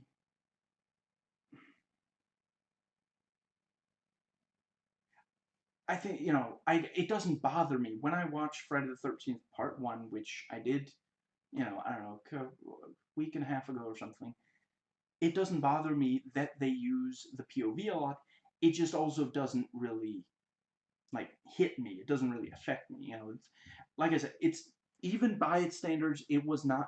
It was never that scary of a movie. It's just not quite well made enough to be. And again, I say that as someone. The first time I watched The Thing, let's see, that movie was probably 20, maybe even 25 years old. So it's not that it just, you know, and I was very used to watching current movies. When I started watching movies from the 80s and further back, I had been used to watching 90s movies and 2000s movies. Yeah, so I was very used to what I grew up around, you know. I, but I could still, and some of the movies took more than one viewing for me to really appreciate, but it still is. And anyway, yeah, the I don't think it's a good idea for a POV to be assigned to Michael Myers. I talk about this in other. Yeah, I'm not gonna get too much into it here. I'm just noting that's part of what doesn't work about this movie. And again, you know what? It's entirely possible that the POV was John Carpenter's idea. Sometimes he makes, you know, sometimes he has bad ideas.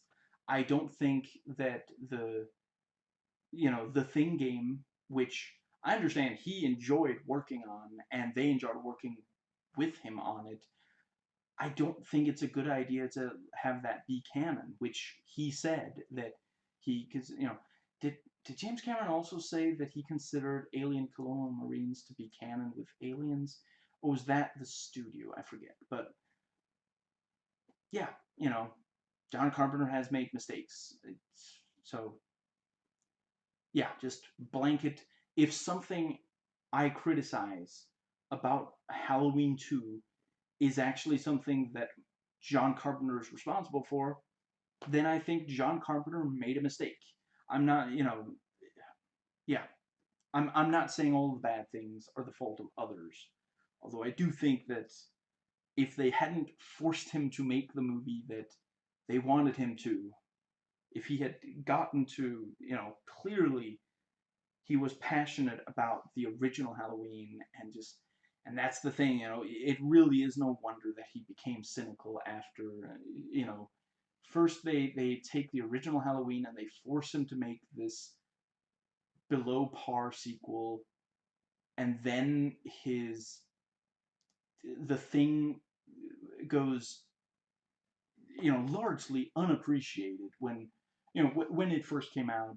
Just, yeah, it's really no wonder. Like by the 90s and early by the 90s and 2000s, he was just jaded. He didn't care that much anymore about it, which you can really tell when you watch those movies. You know, in the 70s and 80s, he was like he had the time of his life making these movies, and I really wish that yeah. Anyway, he seemed very happy about the 2018 Halloween movie, which he helped compose some of the music for it. But he was, if I recall, he was very happy with the script, and that's why, you know, yeah, he seemed very happy that it sounded like he really, you know, when I watched like interviews that he did, uh, you know, promoting that movie, it sounded like he was really happy about how his baby was being treated for the first time in a long time. And yeah. So, getting back to the notes, I just don't see why so many of these new characters have to be obnoxious. Again, one of the only new ones to not be obnoxious is Jimmy, and it's because he doesn't do anything. He doesn't really do anything or say anything. He like hangs out around Lori a lot. He's clearly into her, and I guess she excuse me, she seems to like him as well. It's not, excuse me, but there's not really anything there, other than, but yeah, just immediate. I think Bud is the one who says, "Hey, check out this chick. You're checking her into a hospital. She's hurt, and you're checking her out." And again, maybe that's John Carpenter writing. He has written obnoxious characters in other movies, but just it's let's see, the thing I wanted to, again, I'm not saying that no character should ever be obnoxious or no horror movie character should ever be obnoxious, but when, like, this is the first impression we get of Bud, and he gets chances to win us back over, and he completely fails every single one of them. I guess the part where he keeps swearing is mildly amusing. She's like, "Oh, you constantly swear," and he's like, "Sorry, I guess just F up all the time," or something like that. That's mildly amusing. I seem to recall is maybe like The Fog. Does that maybe have at least one character where you're like, ah, come on, man? But it works. You don't have to. Again, this is a movie where we get a bad impression of his character from the start, and he continues to make a negative impression, and then yeah, and then he dies. Then he's killed. It kind of sends the message that this is a movie, this is a subgenre of movies where if you behave badly, you will be punished with a brutal death. And that's just, yeah, that's just really unappealing. And yeah, and then there's the press person who's like, go talk to the children, get statements, then you have to get parents' permission. If you can't get parents' permission, still get a statement. Just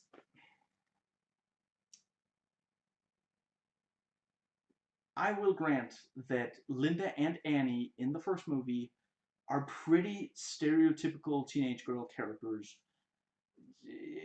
for this subgenre, and probably, yeah, just, that was what you would expect a late 70s, yeah, a teenage girl in the late 70s to look, sound, and behave. But I maintain that they are not obnoxious, and honestly, Annie can be kind of funny, like, not like, it's not a comedy, it's not a parody, so it's not like, no, you know what? Honestly, I find her hilarious. I find her really, really funny, and maybe you don't, but there's pretty good funny writing. I'm referring especially to her interactions with Lori, especially when Lori talks about creepy stuff. Like, eh, let's see, yeah, boys think I'm too smart. I don't. I think you're crazy. You're seeing, you're seeing people who aren't there, or something like that. I'm telling you, there was someone on, what's it, Mr. Winkle, Mr. Wimple, Mr. Winkle sounds right to me. Anyway, that's the name I'm going with. I'm telling you, I saw someone on Mr. Winkle's lawn. It was probably Mr. Winkle. He was staring at me. Mr. Winkle was staring at you? Mr. Winkle is 87. You can probably still stare, can he? Yeah, it's probably all he can do. That's funny. That's legitimately funny. Just, yeah.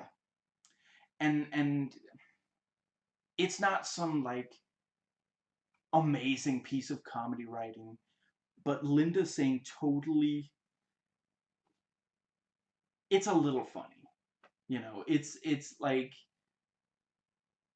and it's like, it's got to be a joke. I notice it every time. It has to be a joke. She says totally like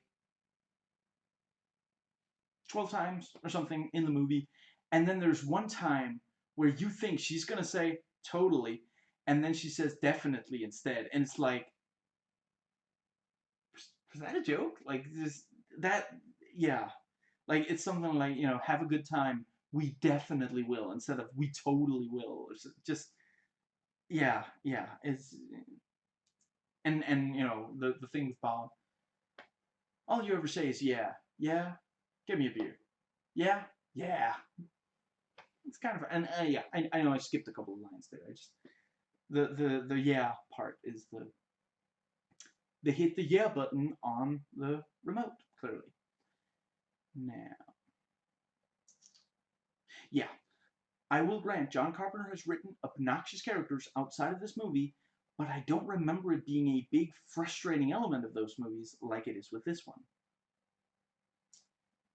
Now, so it's been I I didn't note how many, but it's been some minutes, 10 minutes to maybe 10 minutes. It's been a little while since we last saw Michael, and now he appears in the frame, and some of the main theme plays. That was also a decent scare.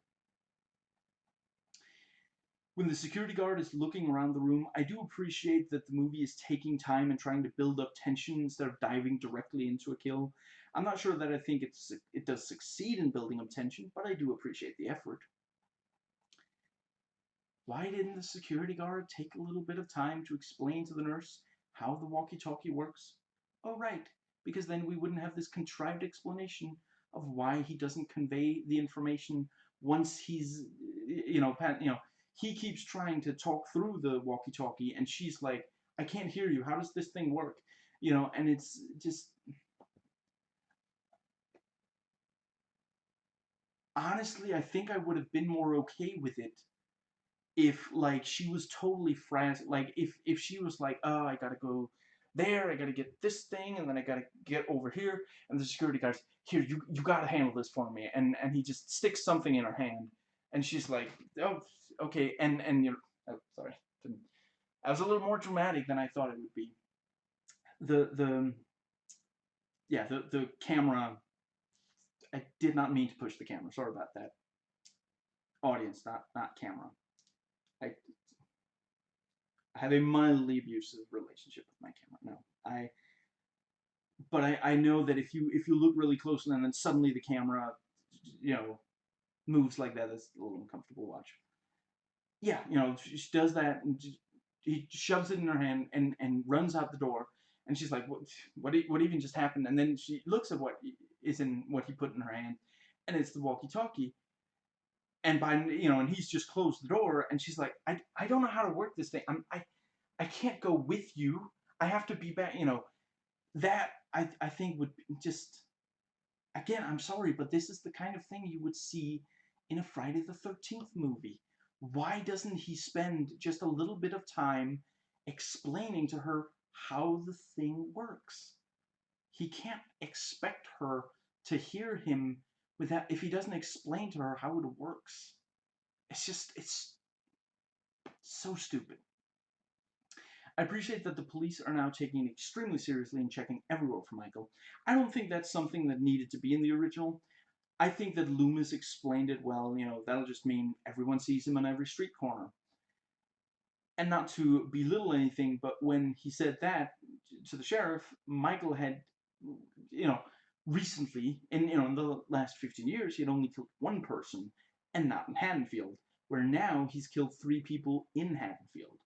It is something that makes sense to have in this movie, and I respect that they make sure it's in the movie, even if it ultimately doesn't lead to anything.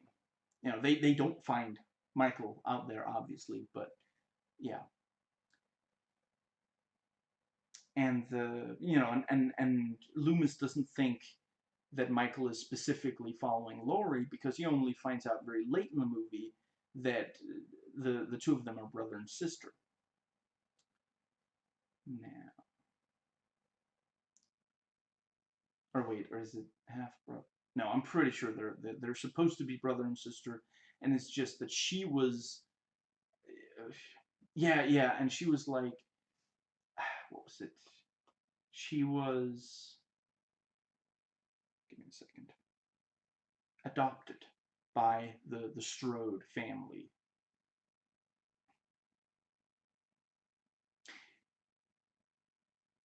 Excuse me, what did Marion say in that same line? After the parents were killed? And when exactly did that happen? I suppose it happened before the Loomis supposedly spent 15 years dealing with Michael's case. If he doesn't know that Laurie used to be that Laurie is a blood relative of Michael, like Marion says, oh, they sealed the records between the between him killing Judith and Loomis taking the case. He said he'd been on the case for 15 years. It sounds like he was called in basically immediately to talk to, as soon as at all possible. How did the adoption happen between, who killed the parents? I'm sorry, what? Was it that guy, the with the hacksaw that the gravedigger talks about in the first movie? Or what? When the parents were killed, like, it's just, yeah. I appreciate the interconnecting with Laurie's dream slash memory and the blood dripping. It's good that they were trying to do something interesting there. I just don't think it worked. I always found that to be a very weird, not really. I don't. I mean, were they drunk when editing? Is that I don't want to be. I'm trying to be positive here, but it's such a. It just. It really doesn't work. I don't know. You know what? Maybe it works for other people. More power to you. I'm not trying. I just. Yeah. I just really don't think it worked. Anyway, I appreciate that, Bud is killed like kind of in the background. The camera doesn't really focus on him, and the music. There's not even like a music sting or anything. It plays out in silence. That is legitimately effective, and the yeah, again, that's a very scary situation. You turn your back on someone for just, I mean, has it even been a minute? Now, yeah, I'm pretty sure it hasn't. She turns her back on Bud, and it's like, well, Michael Myers doesn't need more than that. If you've turned your back on him, he might attack. And yeah, so he kills Bud just like that. And Michael walks up to the nurse by the bath, not revealing right away that he's there to kill her, similar to how he sort of posed as Bob with Linda in the first movie with the, excuse me, with the sheet over his head with the glasses on. And I definitely appreciate the creepiness of her caressing what she thinks is her boyfriend's hand and then realizing it's a stranger and then her being killed. It has a greater effect than if he just walked up and killed her immediately. One of the fundamental elements of what makes Michael Myers so terrifying in the first movie is how creepy he is. He is a stranger walking around the suburbs rather than someone who lives there. He stalks teenage girls, breaks into houses in the suburbs, and kills teenagers. These are very, like, yeah, the I mean, really the whole idea, the suburbs are not supposed to be, basically, if you're in the suburbs, it's because you live there or you're visiting someone who lives there and you're like a close personal friend. They know you're coming. It's not just that they knock on your door, ask your name, and then shoot you. The Let's see. Even if you're the wrong Sarah Connor, the I feel a little bad because that poor actress has wrong Sarah Connor on her resume, and it's like, she was doing her best. She was being the best Sarah Connor she could be. You know, it's not her fault that she's not the Sarah Connor he's looking for, but she's not wrong at being Sarah Connor. Right. So, or if you're in the suburbs, could also be that, maybe you have a job that takes you into the suburbs for some, let's see, like maybe you go door to door selling, I want to say personal beauty products, and, eventually your world is suddenly there's this guy with scissor hands in the, I gotta rewatch that movie. Now, so yeah, the security guard is hit in the forehead with that hammer. Dr. Mixture's stabbed in the eye, and now this nurse is stabbed in the temple with an empty syringe. And it's not quite clear. Michael may have injected like an air bubble in there as well. These do feel like the kind of kills that the Michael of the first movie might do, and I would say that the later sequels move outside of what the Michael of the first movie would use as a weapon.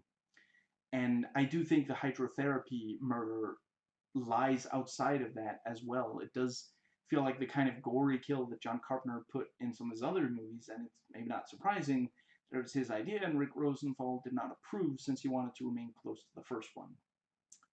But yeah. Or in a Hitman game. It feels like something, you might use that in a Hitman game to take out a target. So I'm afraid I didn't note exactly, but I think Michael in here in the second movie starts killing around the 40 again, other than the very first person at the very start, around the 40-minute mark. Where in the first one he waited at least a little longer, maybe I want to say the 1 hour mark, but I'm not 100% certain. But I do appreciate that it didn't jump directly into them the way that some of the Friday the 13th movies do. There it works. I don't think it would here. In this, they wanted to have more time spent with Michael. Yeah, Michael killing and him going after Laurie earlier in the movie, which I can appreciate. It is still pretty incredible that, you know, I can imagine they pushed John to, you know, yeah, to have the killing start somewhat sooner. Without putting exact numbers to, I mean, yeah, it is not a spoiler to say that there are slasher movies that came out before this one where there is more killing that happens sooner in the movie than this. Now,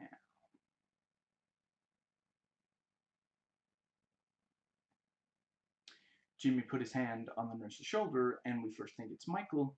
This kind of thing happens a couple of times in the first movie as well, so I'm not saying that it shouldn't here. It's a decent. I mean, honestly, I prefer that to stuff where, like, oh, we think that it's, you know, yeah, the scares where it's like, well, what's a good example?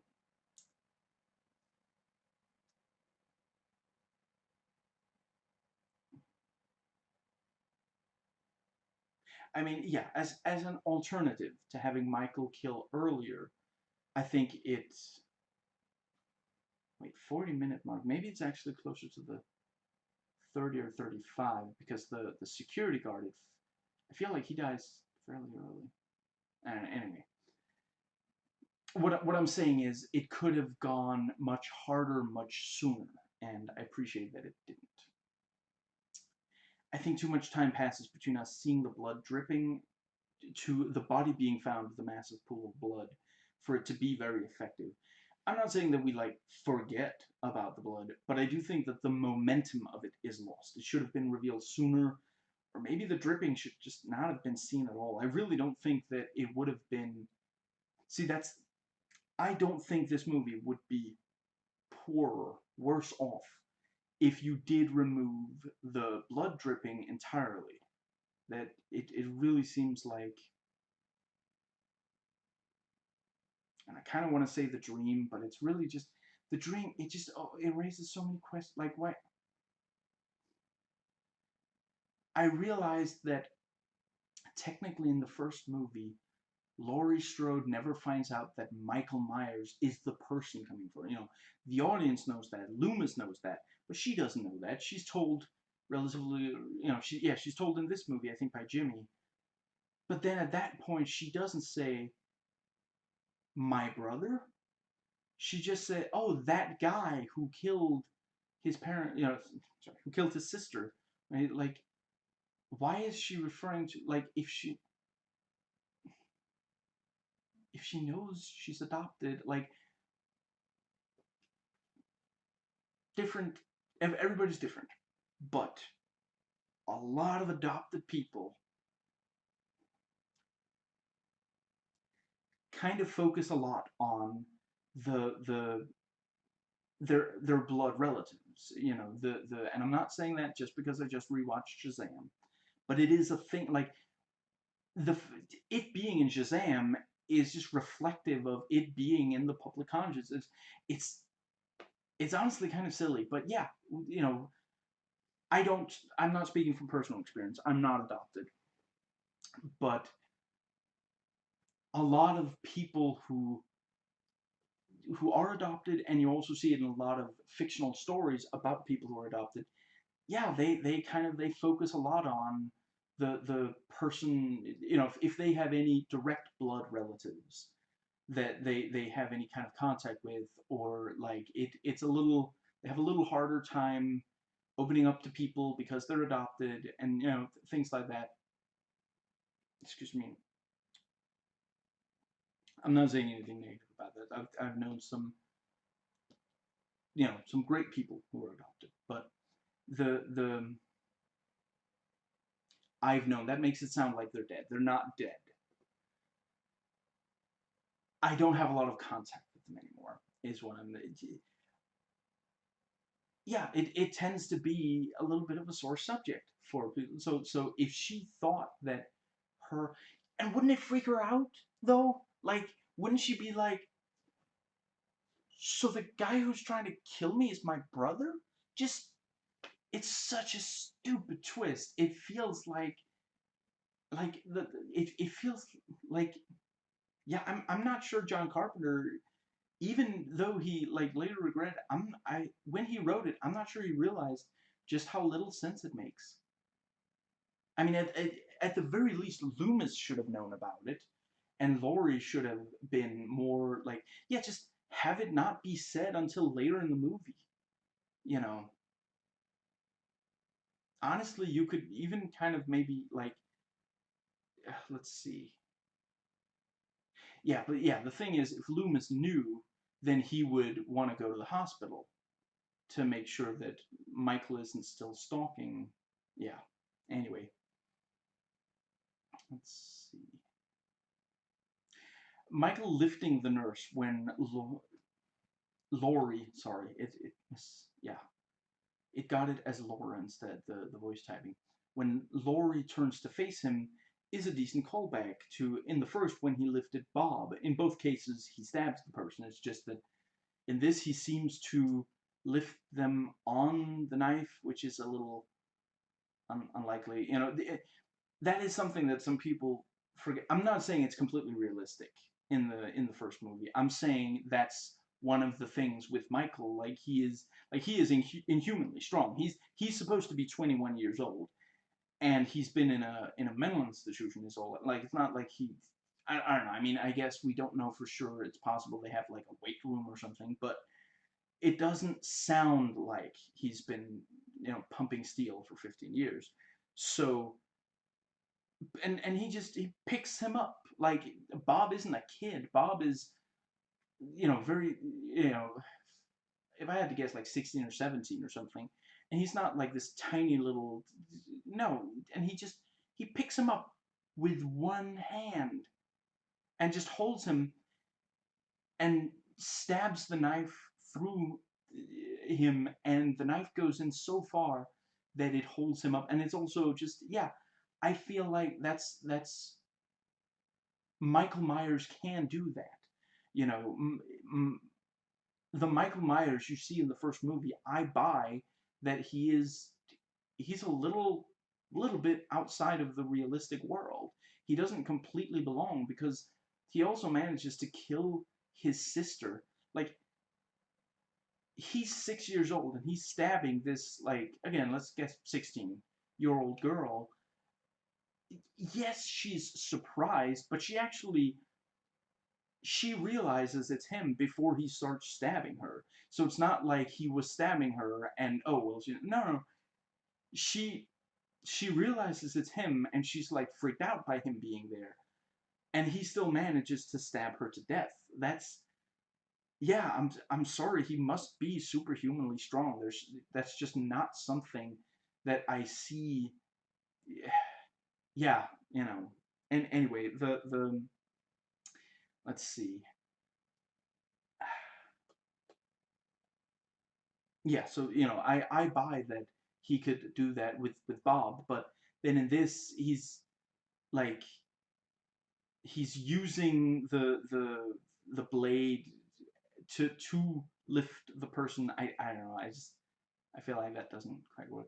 I do like the detail of, as she's dying, the her shoes fall off, because like her feet, like if you imagine this being one of her feet, like it, you know the what's it called, like they go limp, I think is the word, and because that happens when you die, and that's a good, it's a nice subtle little, like it's not a close up of her eyes and they're no longer moving. It's not like someone takes her pulse or something. No, it's just the shoes fall off. It's it actually, it feels graphic without being graphic. I quite like that. Like it could so easily be that like he stabs her and just blood pumps out of her or something, but no, it's just that little, yeah. It is kind of tense when Laurie gets to the elevator and keeps pressing the button as Michael slowly closes in on her. It's a decently thought out scenario that is easy for us to understand and even relate to. Everybody has felt like an elevator was taking forever. And it's not like she really has any other options. If I recall, basically either she goes with the elevator or she has to go back past Michael. That's not, no, no.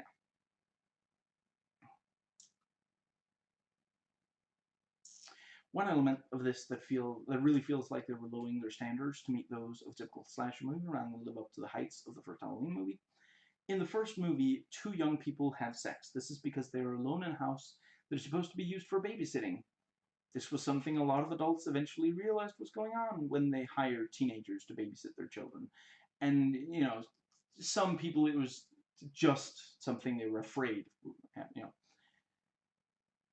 This movie also has two young people having sex, but it's two people working in a hospital the same night as three teenagers have been brutally murdered.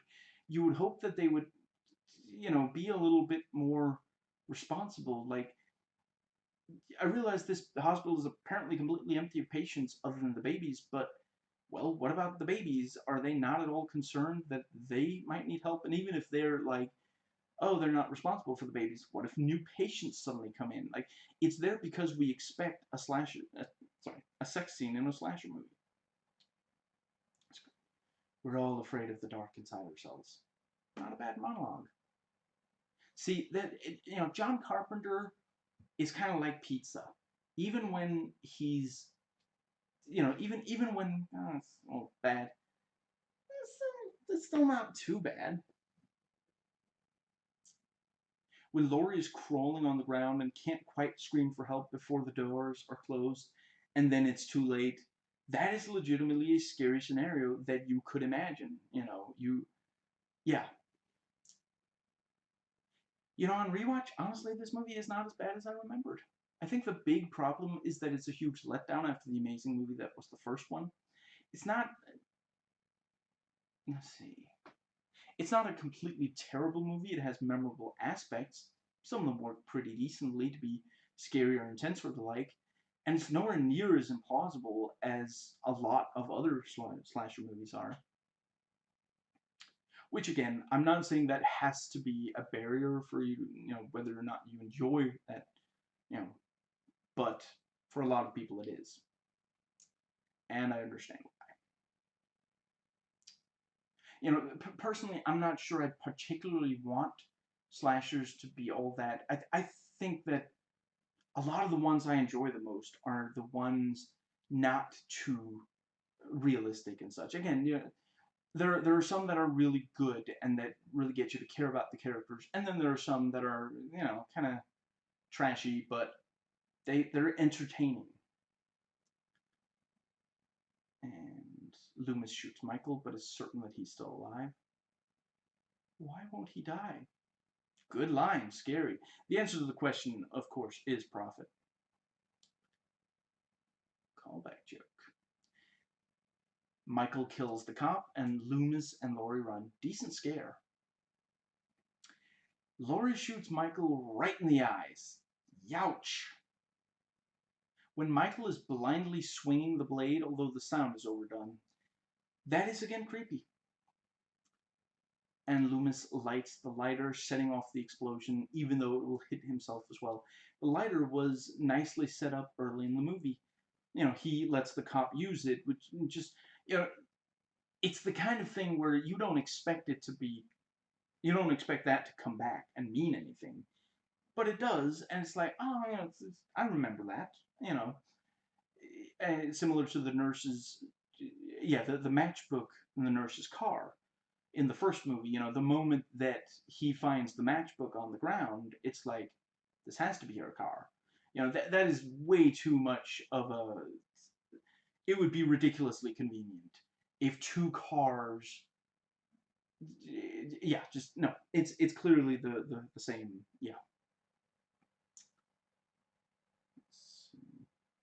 And there is this mild, like, Loomis is maybe a tiny bit judging her, like thinking, oh well, I guess she's a bit easy, she, because she has a matchbook from a cheap motel, so the place your mind goes is she had sex in a motel and smoked a cigarette right after or something, But yeah, it sticks in your mind, and then when you see it again, it's like, oh, right. Loomis was genuinely ready to commit suicide as long as it meant killing Michael. I mean, it's very selfless of him. He wanted to protect Laurie. I do kind of feel like it comes out of nowhere. The way he'd been characterized up to this point really didn't suggest he was willing to go that far, even to stop Michael, even if he thought it was the only way to stop Michael. I'm not going to lie, I feel like the movie would have benefited from that being set up a little more.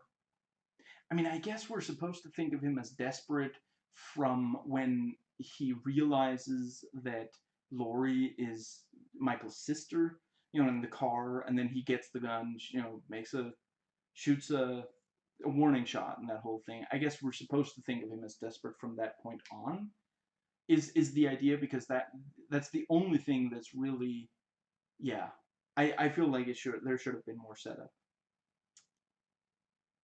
And it's again, that's the kind of stuff when excuse me, when John Carpenter's drunk while writing, that's the kind of stuff that slips by. Now, without end credits, the movie is an hour and 24 minutes long, which is only a few minutes less than the first one. And if you do include end credits, it's an hour and 27 minutes long, which is about the same as the first. And I am aware that both of them have like TV cuts or like, slightly longer versions. I have not watched the TV cuts, and I think I've watched a few of the scenes that were added to them. And I'm aware of what's in them. I'm not going to talk too much about,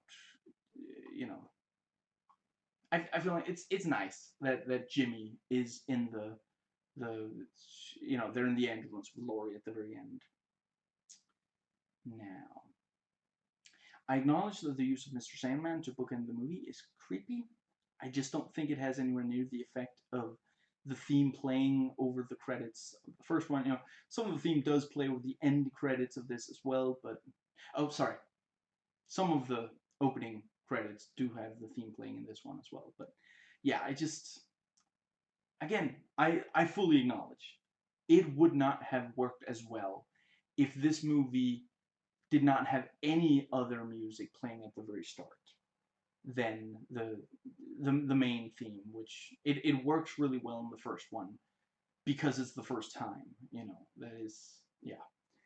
And I wanted to say that, again, it's possible that Mr. Sandman was chosen by Carpenter himself. Now, let's see. I figured out it was about 3 minutes, I think. So, I'm going to go ahead and say there.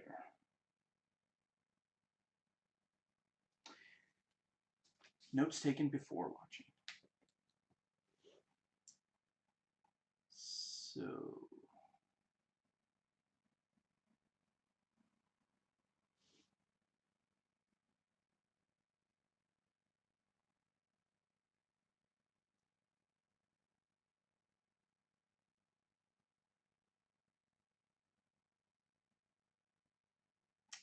right. Yeah. Never mind. Nothing in that section anyway. Yeah. So, IMDb, Wikipedia, and critics sites. And it's basically the same time code since there wasn't any. Yeah. There we go. So, let's see. I think I'm going to start with just briefly going over. I have a couple of things. Excuse me. Excuse me.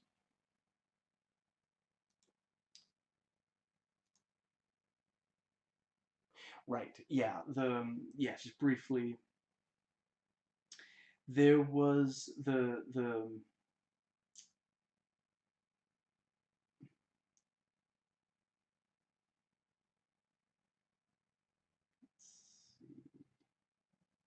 yeah, right.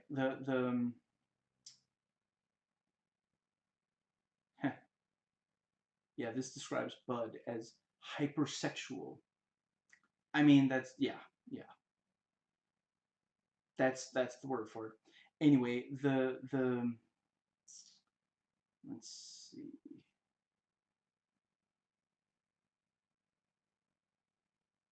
Yeah, the water that for the hydrotherapy, in reality, it was freezing, and apparently the actress got an ear infection because it was also dirty. And yeah, I really I don't. It's possible that by now it is, but I think there should be. Yeah, maybe it does now fall under a responsibility of someone. I think that every major movie should have to have someone where part of their job description, someone working on part of their job description. I'm not saying it's the only thing, have maybe it should be someone who's already doing other things, maybe something similar. There should be at least one person making sure that if you are like, if anyone is,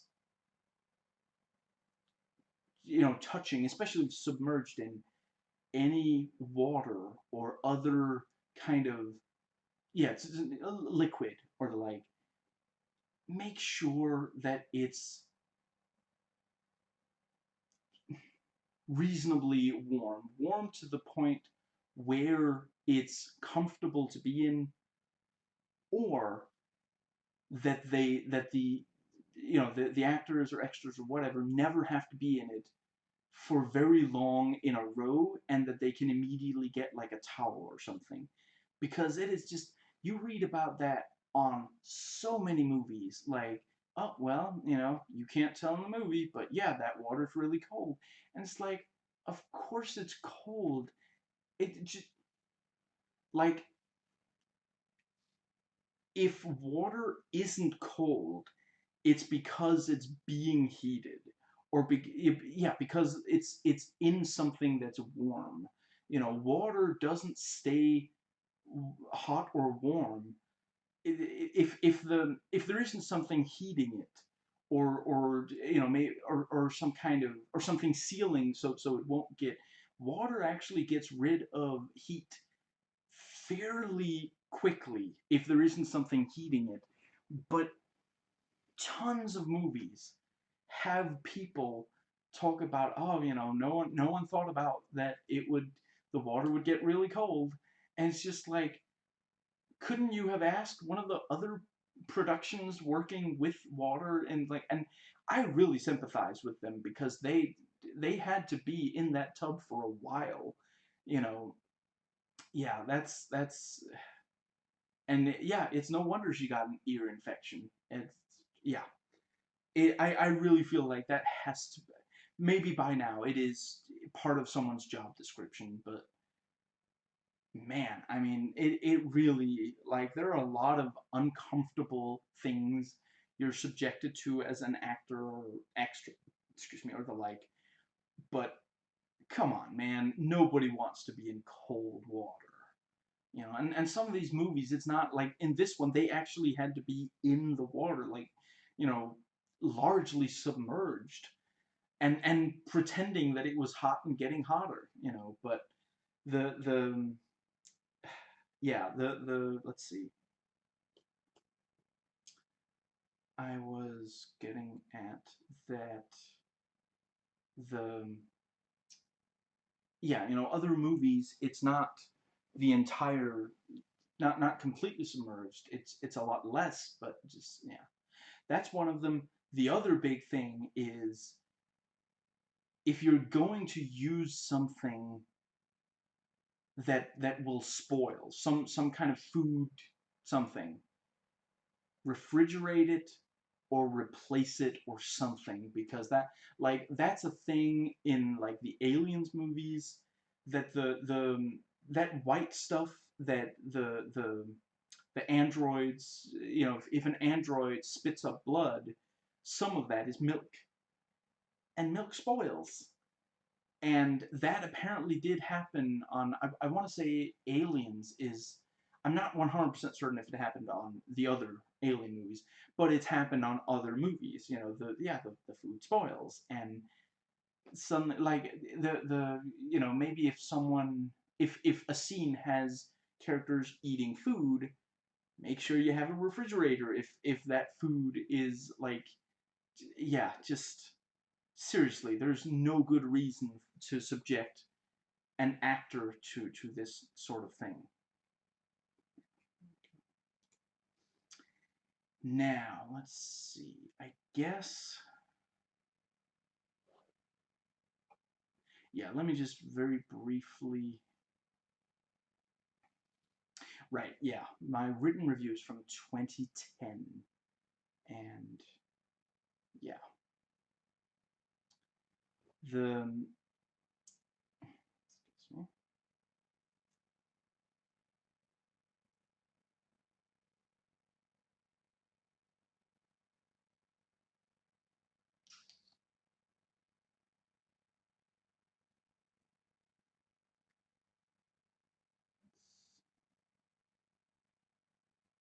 Yeah, I'm not going to get into it. Now, moving on to the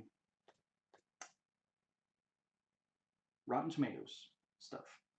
So the critics' consensus is Halloween 2 picks up where the predecessor left off and quickly wanders into a dead end that the franchise would spend decades struggling to find its way out of. Very true. And you can tell that you know, that was written a few decades after the movie came out. That was not.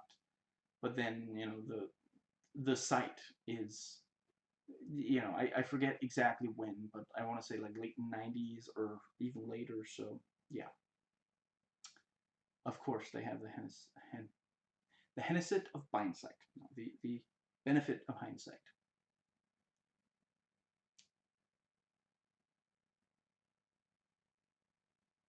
The benefit of Bindsight almost sounds like some kind of like old object that maybe has like mystical properties.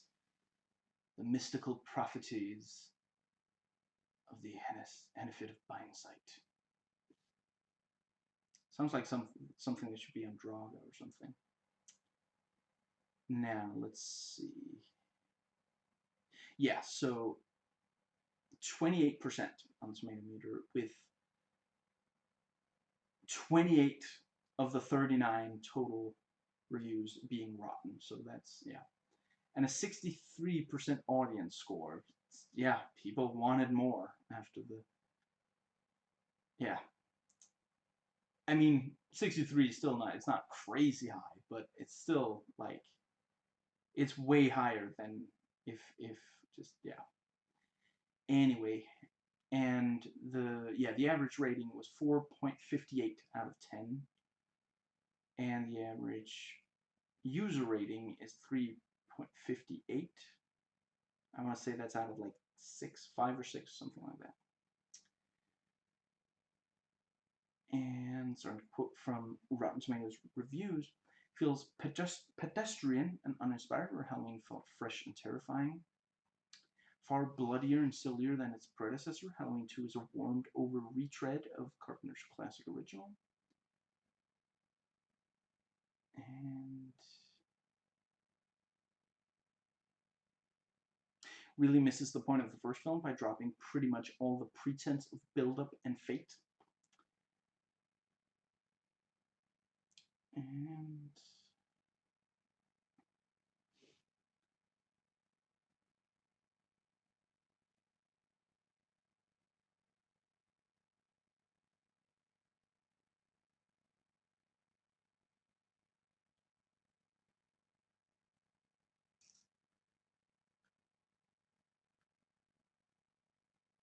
does the worst thing any sequel can ever do. It retroactively taints the original and makes it less interesting. The retcon of the sibling thing is probably at least part of what he's referring to. Excuse me. Rick Rosenthal, who directed this 1981 sequel, doesn't have Carpenter's expansive, affectionate way with stereotypical characters, and without it, they're empty shells, bodies waiting for the slaughter. I think that absolutely nails, yeah. Yeah, a lot of John Carpenter's characters are stereotypical. That by itself doesn't have to be a bad thing.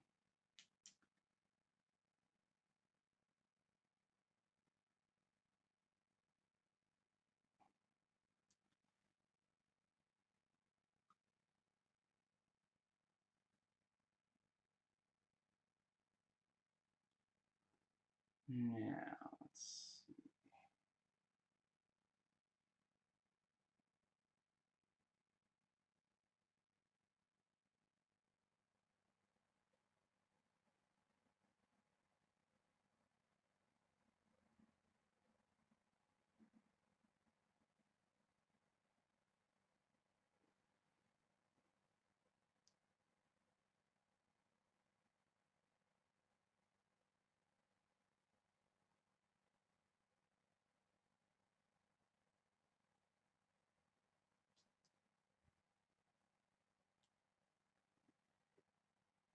A senseless remake, a series that should have stopped after the first movie.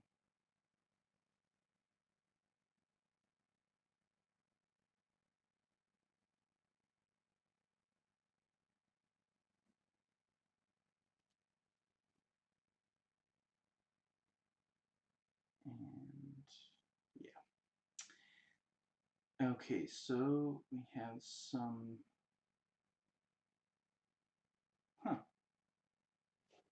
I guess I forgot. Maybe I decided against. Yeah.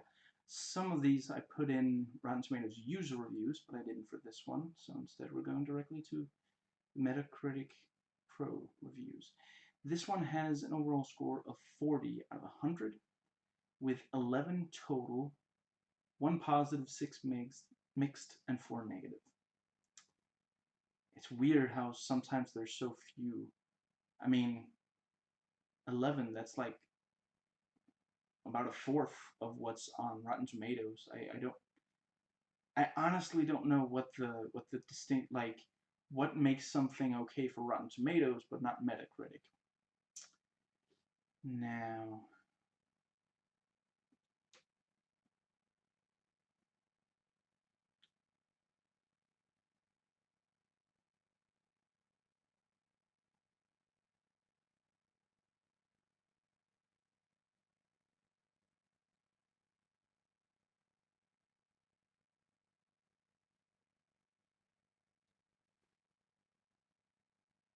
yeah, Roger Ebert really nails it here. He gave it a 5 out of 10, basically.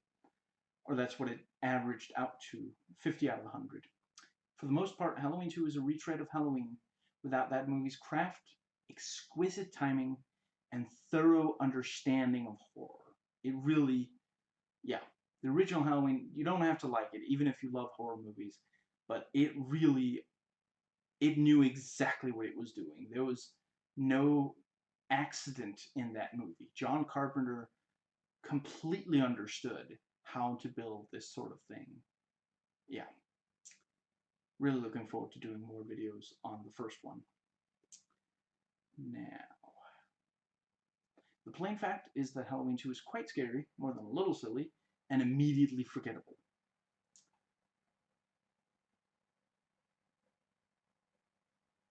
Let's see. Oh, right, and some of these actually, yeah, this is a thing on both on Metacritic, both for the critic and pro review. Sorry, critic and user reviews.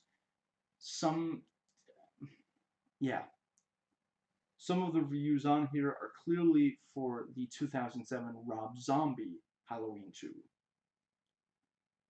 Let's see.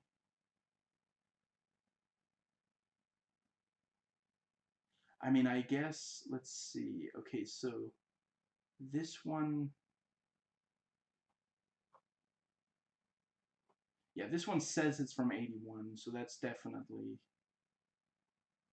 an original. The Roger Ebert's one is, because Rob Zombie's Halloween 2 is definitely not a retread. There are a lot of bad things you can say about that movie, but retread is not really one that fits. And that one says it's from 81, but then this one says, let no one accuse Zombie of stinting on the gore, however. Yeah, see, here's what clued me in. Could be the work of any journeyman, give or take a few hundred gratuitous pop culture references. I was like, a few hundred gratuitous what? Pop culture. Oh, Zombie. It's his version. Yeah. Let's see.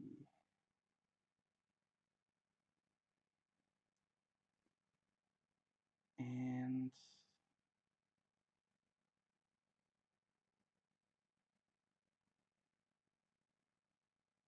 yeah, and this one says lame chase. The main concentration is on gross out effects and lame chase scenes. It sounds like he's talking about zombies. I'm not. I'm not going to talk about Rob Zombie as a director overall. I just don't think he. I think he's the wrong fit for Halloween, and I'm not gonna lie. I don't think he's really the kind of. I don't think his movies are for me, and that's fine. I just don't think that he should have been making any Halloween movies. But I've watched. Let's see. The guy's name completely escapes me now, but there was this guy, might still be on Channel Awesome, who did review. I mean, what? Let's see. Yeah, just briefly. I remember that he reviewed that movie called Deathbed, the Bed That Eats, and he used a clip from that comedian guy who and he incorrectly referred to it the bed that eats people, and then he did this name car drive, the car that drives, blood clot, the cloth that blots, and something like that. And anyway, he reviewed, might have been more than one, but at least one of Rob Zombie's movies, and I could really appreciate the craftsmanship that was on display in the the clips he showed, and a lot of the things I don't know if I agree with every single thing he said, but a lot of it made perfect sense. House of a Thousand Corpses, I think it was that one. I could see why people like him, and I am definitely, I 100%, from what the clips I saw, that is a well-made movie. No mistake about that. I just don't think the environments and style are not really for me. But I think he also made that is it just called Dragula, like Dracula but drag, and it's like the name of the car in the Munsters or something. Anyway, that song is awesome. That is really kick-ass, and I would love it even if it wasn't in both The Matrix and a really kick-ass scene in Alias. Yes. Let's see. Yeah.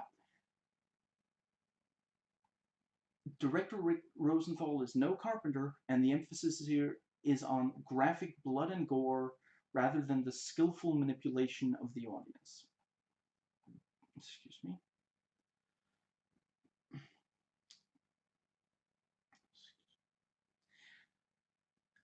This reviewer gave she gave it a 25 out of 100. Trash or treat. Halloween 2 is as dumb as its prequel. Wait, the prequel. Is she saying that the original Halloween? You know what? To each their own. I I'm not gonna try to convince. Yeah. Sorry, this is why I want to read it. The Great Pumpkin isn't going to be pleased with this one.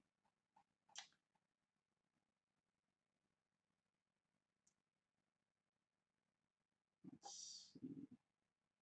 Yeah, and that sounds like a review of the zombie version.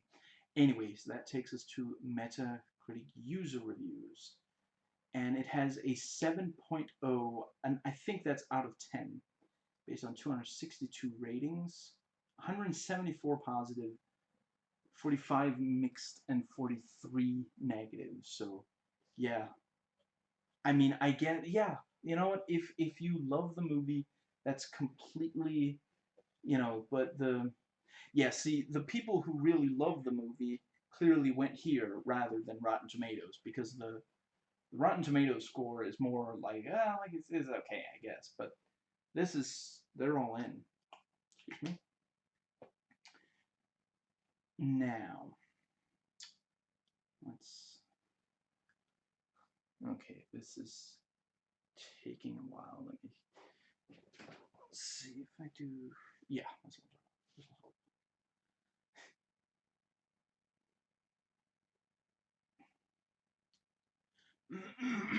excuse me. It's legitimately like if you have some time to sink into the project, and you just feel like doing a little bit of detective work, you can go to the review, yeah, the Metacritic user review page for the 1981 Halloween 2, and try to figure out, which are these people talking about the 1981, or are they talking about the 2009 Halloween 2? And based on that, how many of the people actually liked this movie, and how many of them liked the other one. If you're in a hurry, maybe you don't realize. Anyway, let's see. I'm gonna see if I can find. Yeah, I saw one there that said the only real problem with this movie is that it's set on the same night as the first one.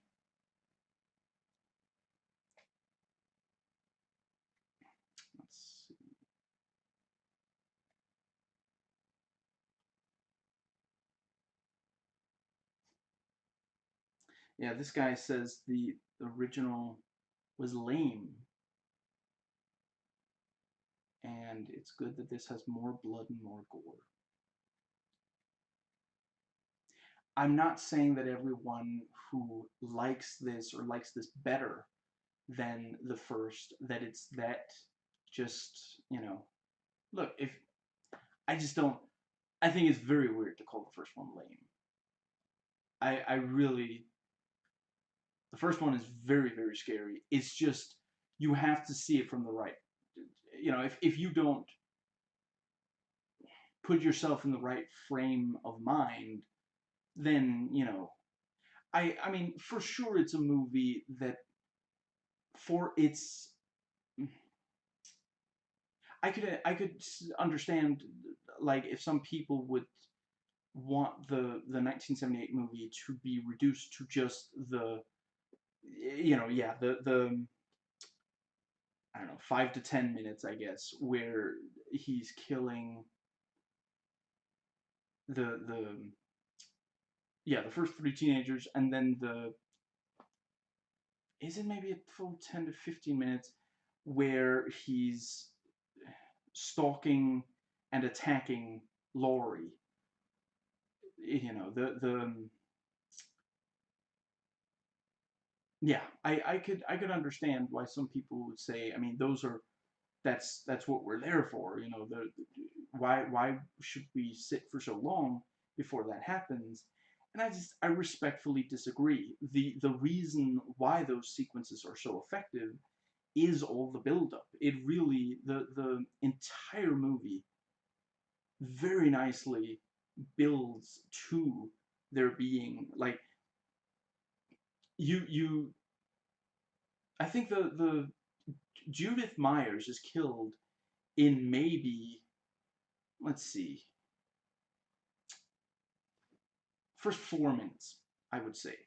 You have the POV shot, and then the killing, and then the reveal that Michael, I mean, you might have guessed it, but the full confirmation inside the movie, other than trailer and such, the full confirmation that Michael is 6 years old when he murders his teenage sister happens when the parents take off the clown mask and then cuts and the camera pulls out.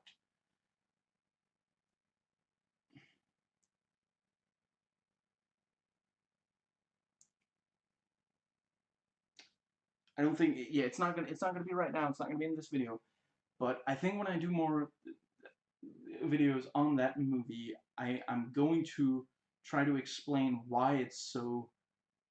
I've seen people say that, why does Michael just stop? That's not very realistic.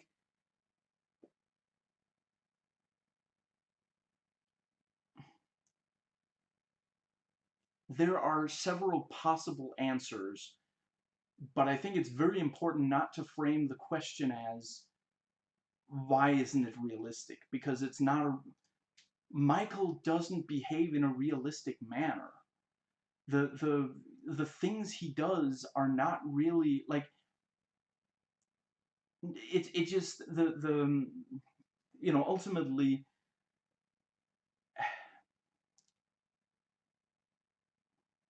for one thing, I figure that the way I see it, it's almost like whatever inside him makes him kill, it's like it has an off switch. I would agree if it was the only time we saw the off switch, but it's not. The first time we see it is when they take off the mask. Why would he possibly think that he's going to be able to kill anybody else? His parents are right there. Even if he's able to kill, maybe, okay, if he's strong enough to kill a teenage girl, maybe he's strong enough to kill an adult. He's not going to be able to kill both of them. There's no way that he's going to be able to kill both, unless he is really ridiculously strong. And if we saw that, it would look ridiculous. Can you imagine seeing a kid? You know what? I'm sure there are horror movies with something like that. Maybe some of them make it work. I don't think it would have worked in Halloween 1978. That's the first time we see the off switch. The second time is when, yeah, instead of going in order, I'm just gonna, from the ones I remember. Another one is when Loomis points the gun at him. Why is he just standing there? Why doesn't he try to go for the gun or try to, try to run away or something? No, just it's like basically he kind of stopped. And yeah, let me think. Isn't that one right after Laurie pulled off his mask and then he puts? No, wait, yeah. Yeah, when Laurie takes his mask off, that seems to be another one. It's almost as if only with the mask on can he kill. That doesn't make any sense. It's not like it's giving him some kind of superpower, you know. He, but that's the thing. He puts on a mask, he picks up a knife, and he kills people. And yeah, there you go. If when the mask comes off, it seems as that just stops him. And then the second time, he puts the mask back on. But then Loomis shoots him. Loomis shoots him once, and then Michael is just standing there. Why doesn't he do anything? Because I'm gonna refer to it as an off switch in this video. I'm not, it's not literally, but clearly there is something. If it was inconsistent, I would agree that it was a bad element. But as it is, again, that's creepy. It's almost like, okay, go back to try to stab me again. Don't just stand there. That's creepy. What do you do? Ugh. Just, it doesn't, it's like, what is going on? Like, I found that it's something that especially something that everybody finds creepy is if there's a person and you just can't really get into contact with them. There's a reason, it's part of the reason why a lot of people find it extremely creepy when there's a mentally ill person in public and they're like talking to themselves. It's like just, yeah, the idea that here is a person that I can't get in of, I can't look them in the eye and have a pleasant, social experience with them. And Michael has that. That again, that was John Carpenter said he wanted it to be impossible to identify with Michael Myers, and when he just stops like that, that's the thing. Think of how much less creepy and scary it would be if they took off the mask and he like tries to run and they like tackle him to the, to the ground, or if he like, or if they grab his arms and he struggles to get away. But instead, they take off the mask and the camera pulls out and you just see this blank expression on his face. He's not happy he just killed his sister. He's not sad he got caught. He feels nothing. It's as if there's something inside him making him do this thing, and when the mask comes off, it switches off and it was dormant for 15 years. And then for, it's not completely clear in this movie or the first exactly what it was. I forget if one of the sequels maybe tries to to explain exactly. But anyway, excuse me, in the first movie, it's clear that there's something wrong, that the patients are roaming around out in front of, in the parking lot, or and that's how Michael escapes. There's some kind of, yeah, somehow they got let out of the, and the moment that he does have a chance to get out, he jumps on this car, gropes this woman, gets in the car, and spends the rest of the movie stalking and killing teenage girls. That it's yeah. Anyway, right. So here we go with IMDb. Right. So let's see. Yeah, some of the taglines are pretty good. More of the night he came home. He came back to finish what they'll never forget. How do you kill what's not alive? The nightmare isn't over. All new from the people who brought you Halloween. More of the night he came home. The boogeyman is back. Just when you thought it was safe to go trick-or-treating. They couldn't stop him, now he's back. It's not only a murderer, it's an indestructible terror. The sensational follow-up to the worldwide phenomenon. More terror, even more terrifying. The horror smash of the 70s. Sorry, Halloween, the horror smash of the 70s. Halloween 2, the horror smash of the 80s? Question mark? No. No, it is not. But nice try. I appreciate the ambition. Now, let's see. So, yes, IMDb user ratings. This has a 6.5 with 69, well, 1,309 IMDb users. And let's see. Yeah, so 26.5% gave it a 7, 23.7 gave it a 6, and let's see, and 10.9% gave it a 5. So yeah,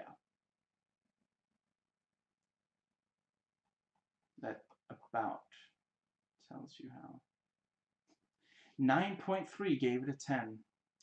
I gotta say, it is to each their own. It's just hard for me to understand why you would give it a perfect rating, but anyway. And 14.3% gave it an 8. But anyway, I'm not saying, it's possible that they, like me, don't consider giving something a perfect rating to mean that it's actually perfect, but just that the strengths so greatly outweigh the weaknesses. Now, let's see. That brings us to IMDb trivia. And don't worry, I'm not going to read aloud every single element. There's a lot of trivia on this one. Just the ones that I think are interesting or I want to comment on. To get the role of Michael Myers, Dick Warlock revealed that as he passed by a room, Michael Myers' mask was on a table. He put the mask on, walked into Rick Rosenthal's office, and stood there. After Rosenthal continuously asked him who he was, and he didn't reply, he took off the mask and asked if he could play Michael Myers. I love a creative audition, and that's, I mean, there are far more, yeah, they get a lot more creative and out there, but that's, I like, I approve. It's that is exactly, yeah, yeah, yeah. Just briefly, I quite like that the Lance Henriksen sat in like the in like a waiting room, with some Terminator makeup on, and just nobody knew who he was. He was there, and they just sat there waiting for a long time without him saying who he was or anything. And then eventually James Cameron showed up, and he was like, "Oh, come on in," and they were like, "Oh, thank goodness, he's here with someone."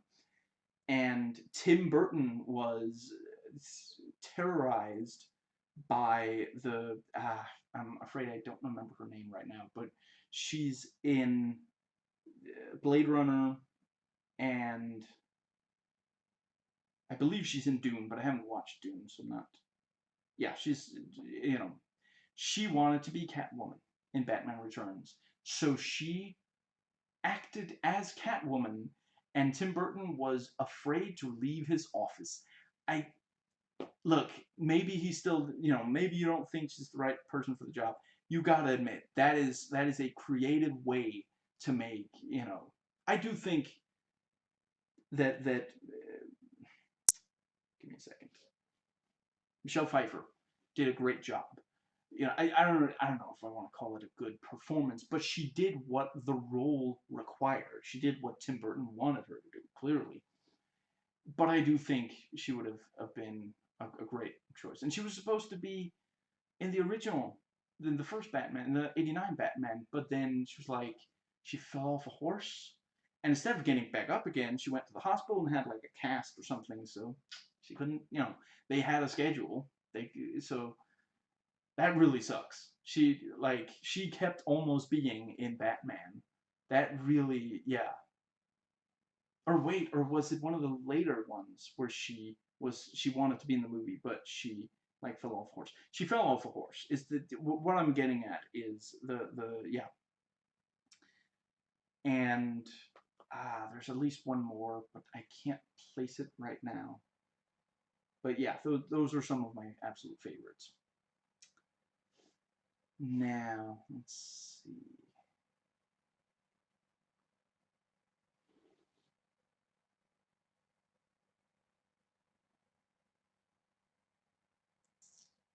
Right, yeah.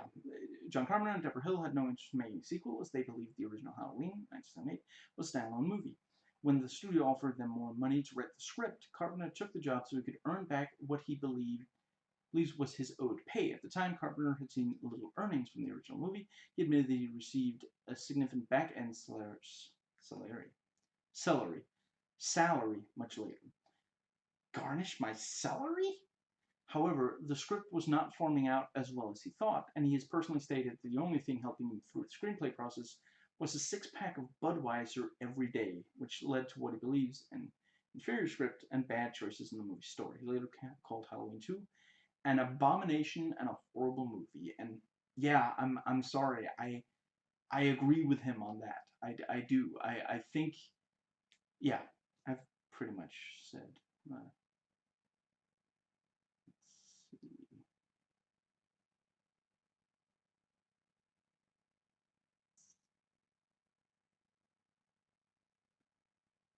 And yeah, and the yeah, I'm not gonna go into it right here.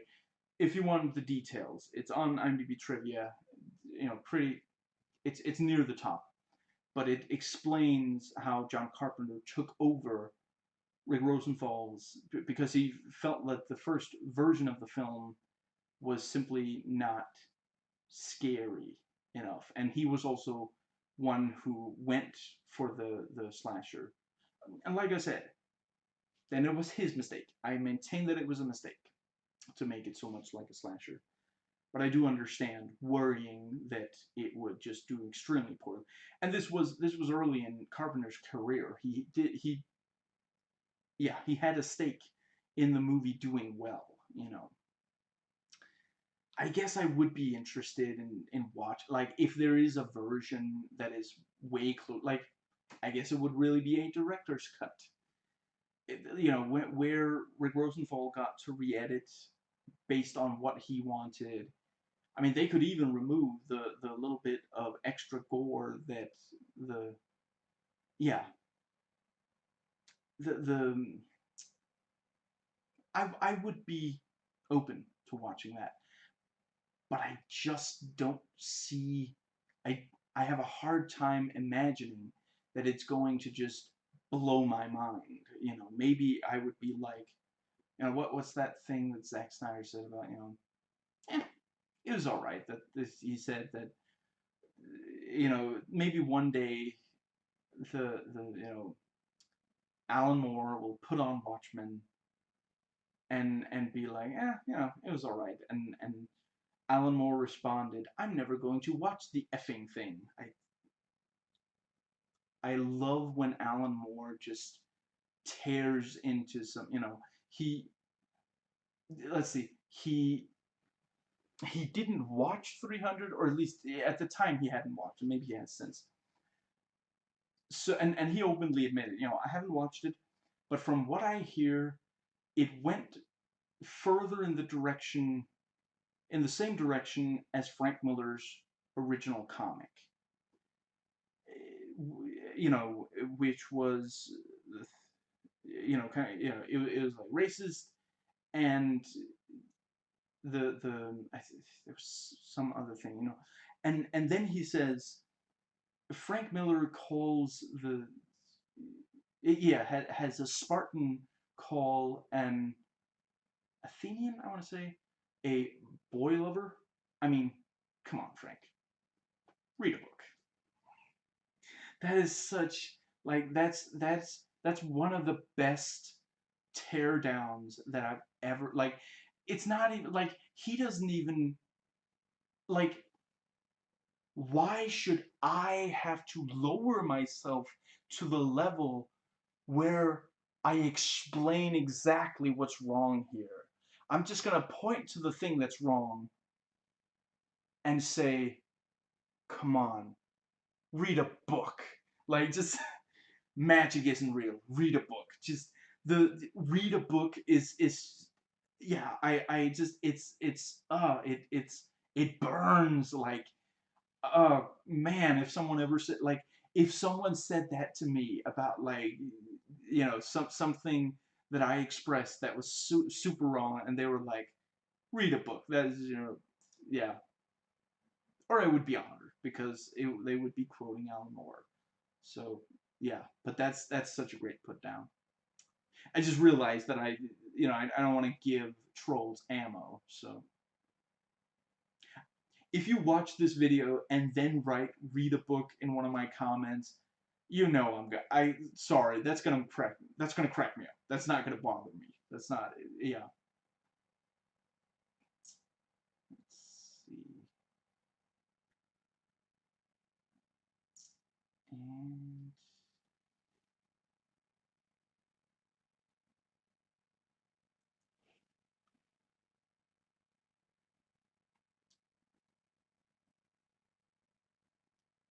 now,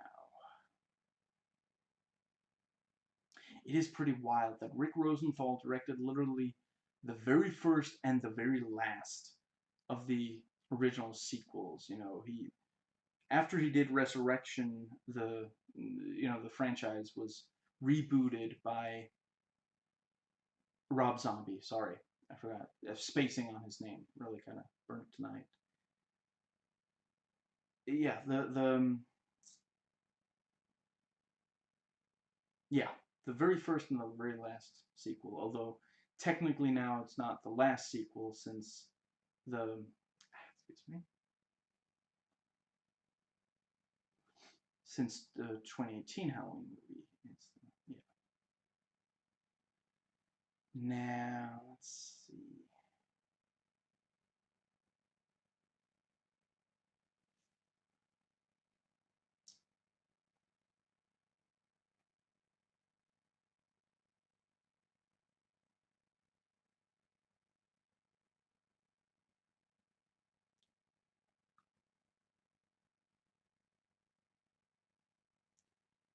Now I guess.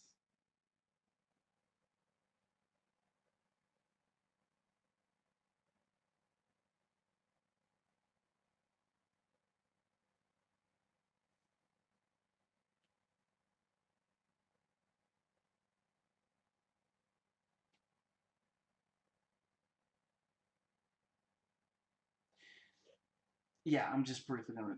One common criticism is that the hospital is too conveniently dead, even for a night shift, for Michael to be able to walk around unnoticed and kill the hospital staff.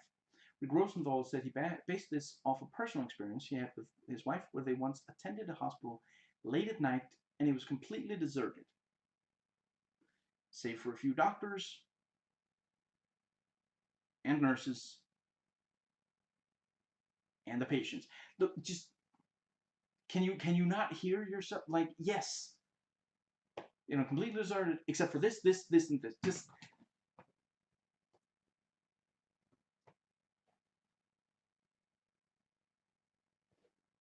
the hospital in this movie really is deserted. There's one doctor, like three nurses, two EMT drivers, and one patient. That's ridiculous. Like, if there's a single other patient, the movie never shows. Yeah, just I right, yeah. Additionally, early dialogue in the script refers to as Haddonfield Clinic, not a fully staffed hospital. It still feels ridiculous. Just like, if you have to explain something like that outside of the fiction of the movie, maybe you did a bad job picking yeah. Maybe it means that a lot of people think that, excuse me, yeah, think that it really needs explaining.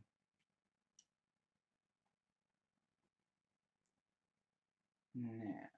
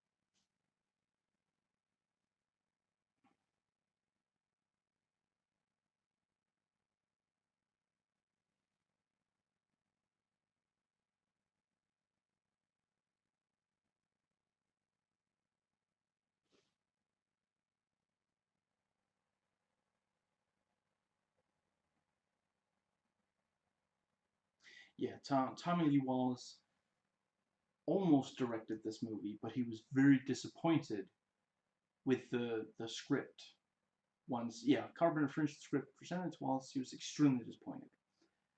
And, yeah, Wallace withdrew from the project, but he would get his way when he was offered and accepted the next film series, Halloween 3, Season of the Witch. I'm really glad that, and see that, even if you think that, I don't know, I'm sure there are people who think that this movie was much more well directed than the third movie, but I hugely disagree. I really don't think this movie did that good of a job of what it was trying to do. And Halloween 3, if you're not into it, you're not into it, and it doesn't work for you. But if you are, it works so well. And like I've said before, I'm not saying that movie is flawless. It has definite, there are definitely things in it that, for example, don't make sense. I'm not going to claim that, again, I'm not spoiling it in this video, but there are definitely things in that movie that I will not claim, you know, yeah, I'm not saying those things make sense. I am not saying that. But the movie works, and in this one, just from right away, it does not work. It's just not, yeah, there are things about it that work, but, excuse me, as a whole, it really doesn't. Now,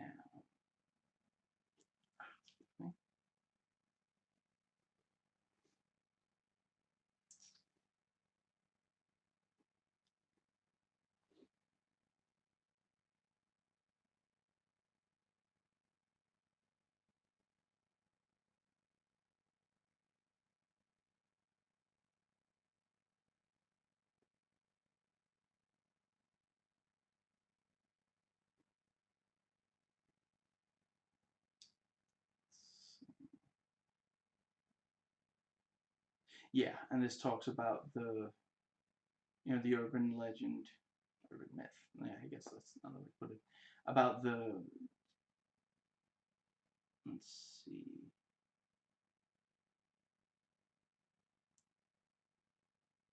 Yeah, you know, let's see. Yeah, tampering, Halloween candy, you know, let's see. Yeah, but children biting blades and apples given out on Halloween. And, directs you to Snopes.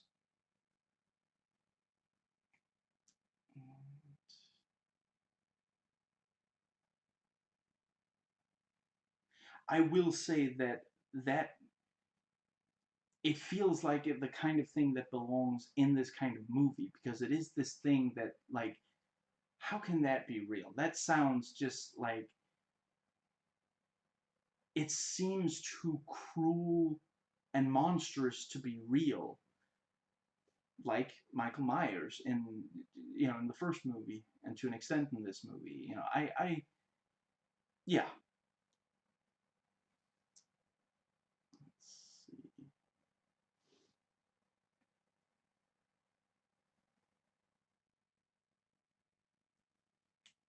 Now, let's see.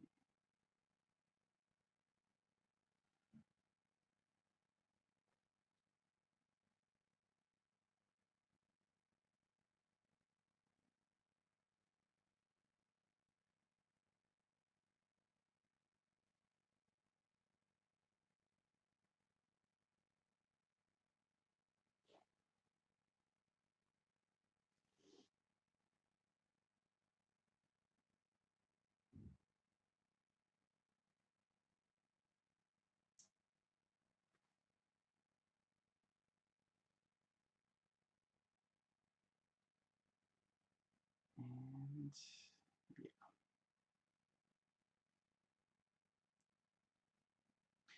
Film's main movie poster tagline, "More the night he came home," was an extension of one of the original Halloween 1998 main movie poster taglines, which stated, "The night he came home." I quite like that. That's, That is exactly how you should sell this movie. More of the night that he came home. Yeah, okay, so this says the alternate television version of the movie has been known to be called the producer's cut. I've read I've already forgotten if that was, excuse me, if that was something that, excuse me, if that was closer to, excuse me, what Rosenthal wanted, or if it's just toned down so that they could air it on television and make more money that way. I mean, there are some movies that just, there's not that much nudity, blood, and gore in the first Halloween movie, but I really do feel like what's there should be there. It's not excessive. Some movies you really shouldn't. I mean, in general, I'm against censorship. I'm I believe you should warn about, content warning, not censorship. Yeah, I believe in content warnings. I don't believe in censorship. Censorship should be extremely rare. Let's see.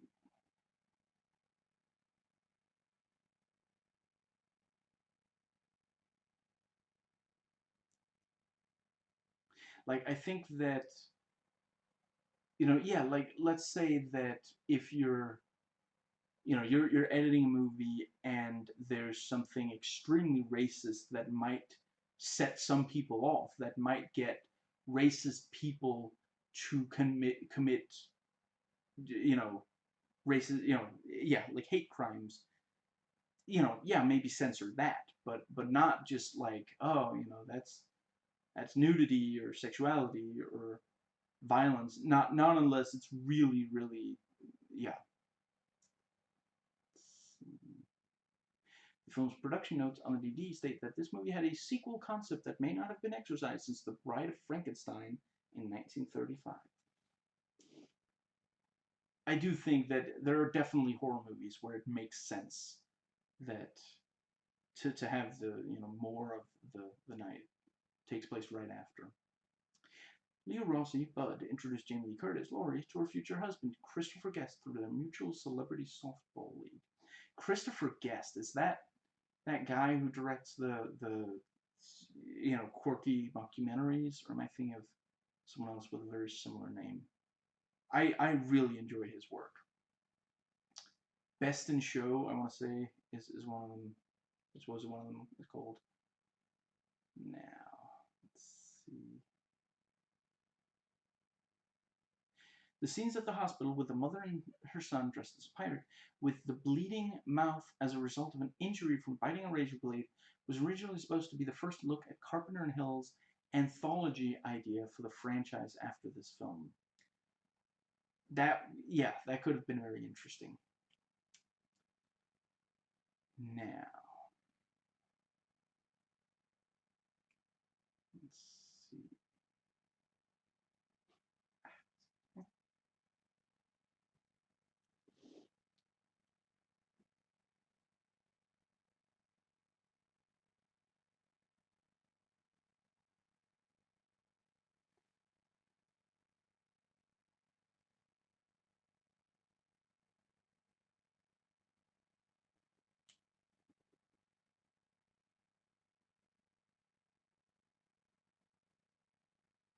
Okay.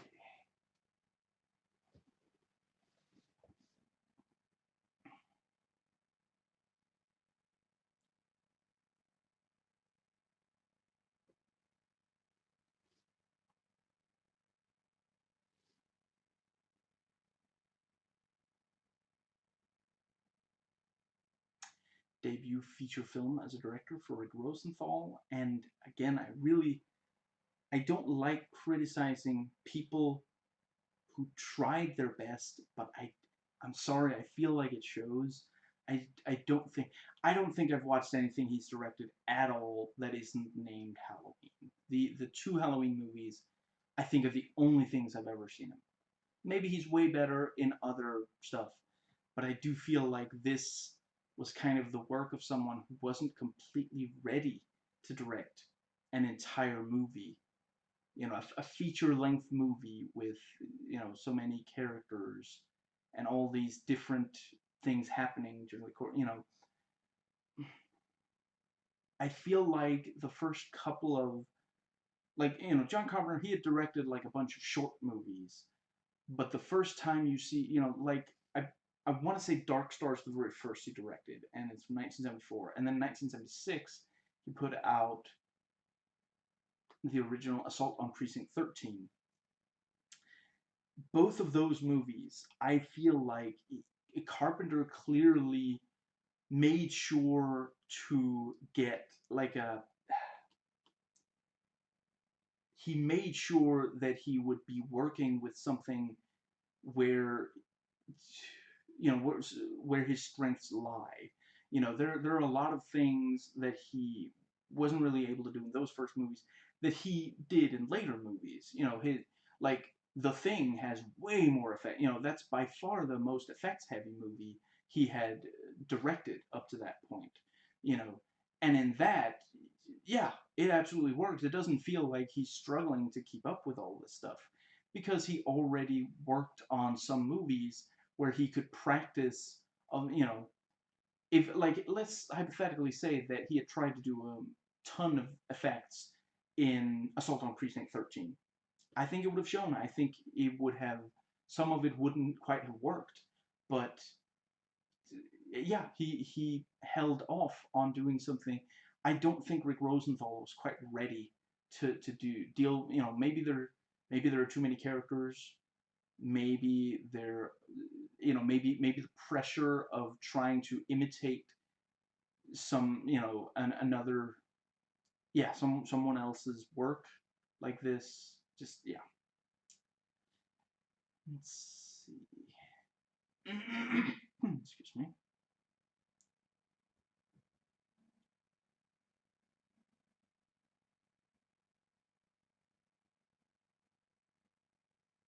And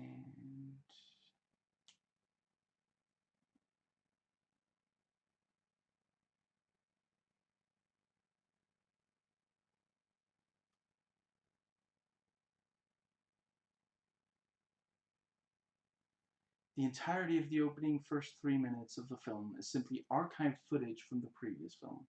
The director used theatrical differences to enhance his version of the ending.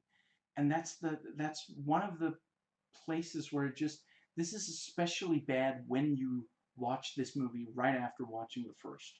But the thing is, if you don't watch them close to each other, I feel like they don't have that, like, this, the intended effect of this movie is to build on the first movie. If you try to watch this movie and you don't remember the first one very well, it's not going to do very much for you. But if you do watch them close, then you can just immediately see, well, I mean, they changed all this stuff. Why did they change it? It's just inconsistent now. I really don't, like, was there some law against just reusing the first 3 minutes, the last 3 minutes of the original movie as the first 3 minutes of this movie? It's just, it stands out like a sore thumb. Why would you do this? It's just such a, I don't understand the decision. And again, I'm not saying, it's possible that John Carpenter had some hand in making the decision. In that case, John Carpenter made a wrong decision in that case. It's just, yeah. Let's see.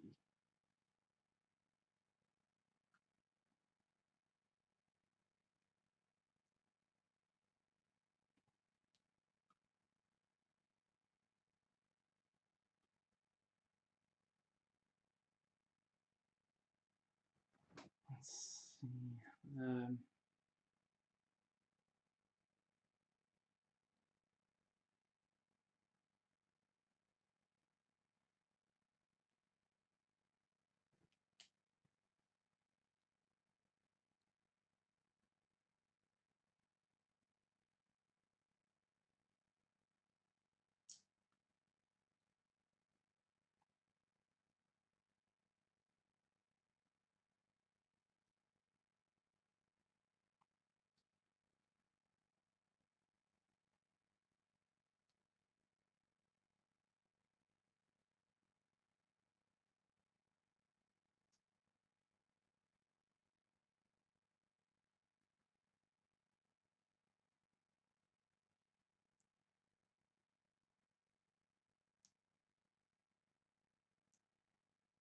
guess that might be.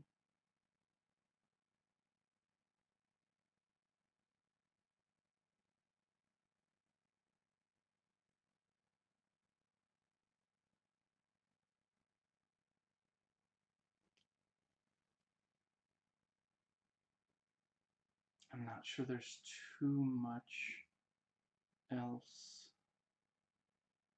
Wow, that has to be the third time someone entered something about like the the mask.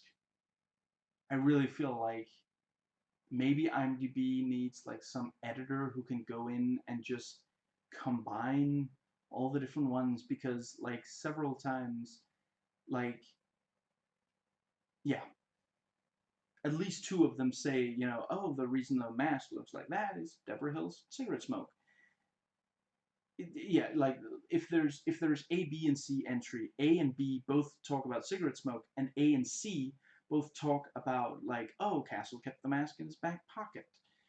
And it's just like, okay, I realize that they're not, the three of them are not exactly the same. So if you took one of them out completely, there would be stuff left out. But can't you just combine it? Like, it's just, it's not a huge, it's not like the end of the world. I just feel like, if IMDb ever feels like people don't spend that much time reading trivia or goofs or the like, maybe it's because you leave in doubles like that. Let's see.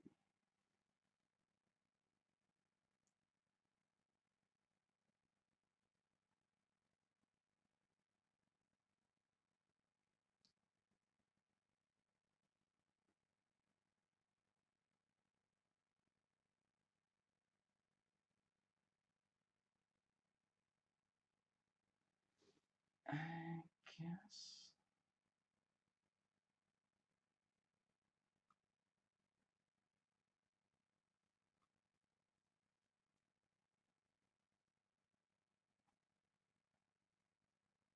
Someone entered which cars the different characters drive.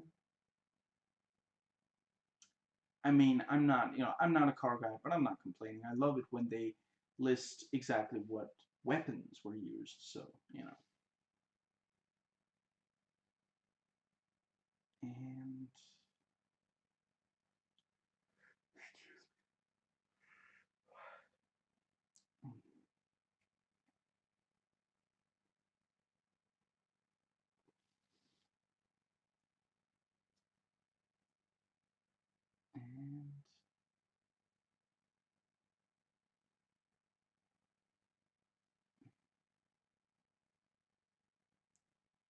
yeah, this sequel was originally intended to be the final film to feature Michael Myers, Dr. Sam Loomis, and Laurie Strode. It really sucks that people were so frustrated with Halloween 3 Season of the Witch. It says, fans were disappointed because they saw Halloween and Michael Myers as synonymous.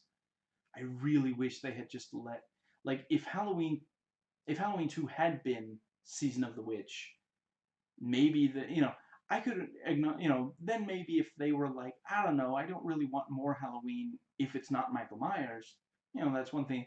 But after two movies, then doing a third that's very different from the first two, yeah, of course, it's not very surprising, unfortunately, that they were like, oh, that's just, yeah. I would be way more interested in, you know what, if I am super interested in seeing I would like there to be a trilogy of new Halloween movies, starting with 2018. If they can make the second and third as interesting as the first, I for sure they'll be different, because Halloween 2018 references the first a lot, and if they do that three movies in a row like that, it would be ridiculous. They're not going to do that, but they're proving that they are up to making movies that can satisfy Halloween fans, and I'm very interested in seeing what they do in the next, and hopefully yeah, in the next movie and hopefully the movie after that. As long as they can keep these things interesting. And also, I read that they, originally they wanted to make at least 2 movies or maybe 3 movies right away. But then they were like, no, we're going to focus on the first one, and if they want more, we will make more. I really, that shows that they get it, you know. Now, let's see, the thing that, yeah, right, what I wanted to say is, I hope that after that, the title Halloween becomes synonymous with a new Halloween themed story each time, but not Michael Myers. I would really love that. Maybe John Carpenter could write or at least produce one of them. That would be really cool. I I, I think anthology there you can do some really great stuff in anthology that you can't really outside. And yeah. Now, I will say on the commentary track for the third movie, they it's like a film historian and a critic, something like that. They talk about that they would like to see, I want to say his name is Cochran, in that movie appear in more movies in the anthology. Excuse me. I'm not sure I would, excuse me, personally be interested in that. I would love for it to be they're all set in America on and something, something really big happened, yeah, something dramatic in the movie, even if it's not dramatic on a world scale, happens on Halloween night. That I think would be really a great to have those be the I don't want any of the characters to reappear. I think that's one of the things. Like, if you watch the first movie and then Season of the Witch and just treat them both as this is the only movie there's only going to be with these exact characters. I love the both movies, and the endings are so perfect for you're never going to see another story about these characters. So you're left with just your mind building on these horrible implications that, yeah. Now, let's see.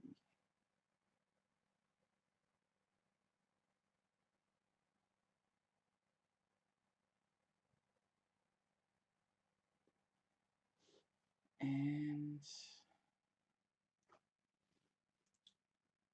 so yeah, the body count is 10. 9 are killed by Michael and 1 is killed in a traffic accident. And let's see.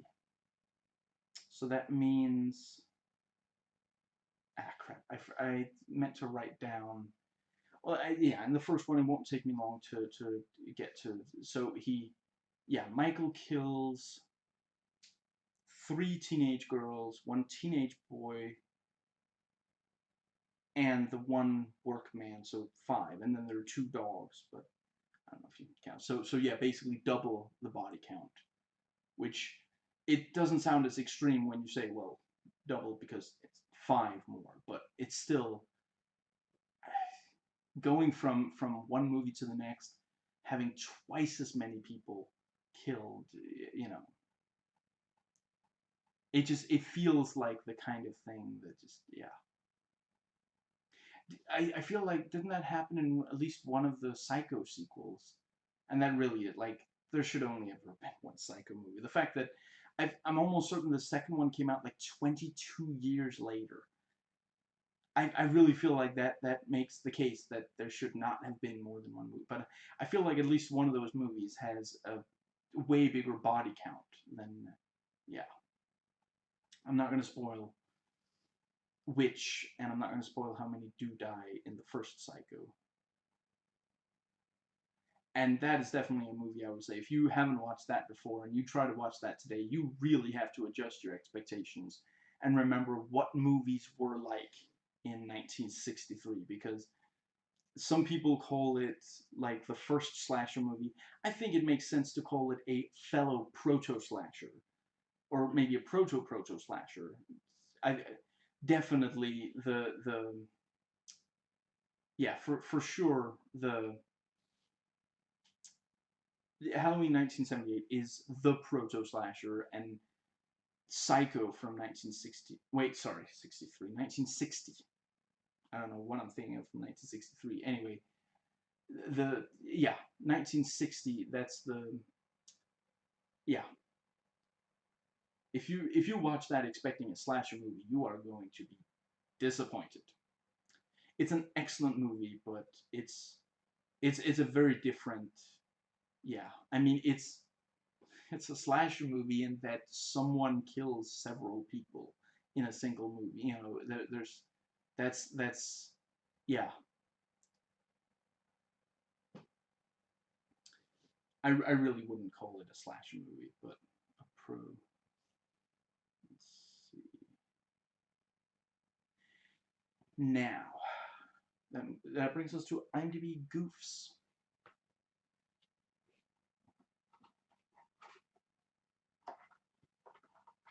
And again, I'm not going to go into every, excuse me,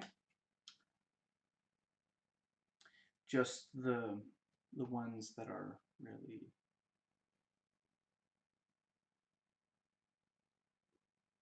that I feel are interesting or something. Excuse me.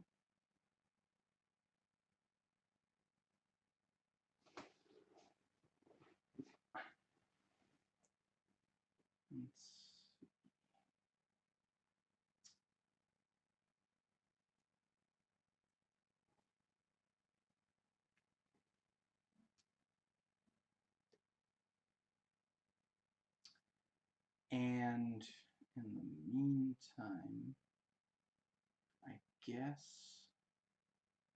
I will try to fill the otherwise dead air by saying that. Yeah, just a real quick, here's one that, factual error. When Michael corners Laurie in the elevator, the door slams on his hand and keeps closing. Elevators have rubber guards that cause the door to open again if someone's hand would get caught in the closing. See, I really wish that there were like two IMDb goof sections. One that is like, this is a problem for the movie, and one that's like, you know, realistically, this is kind of, because that I feel like belongs in realistically, okay, because I don't think that's a problem with the movie. I really,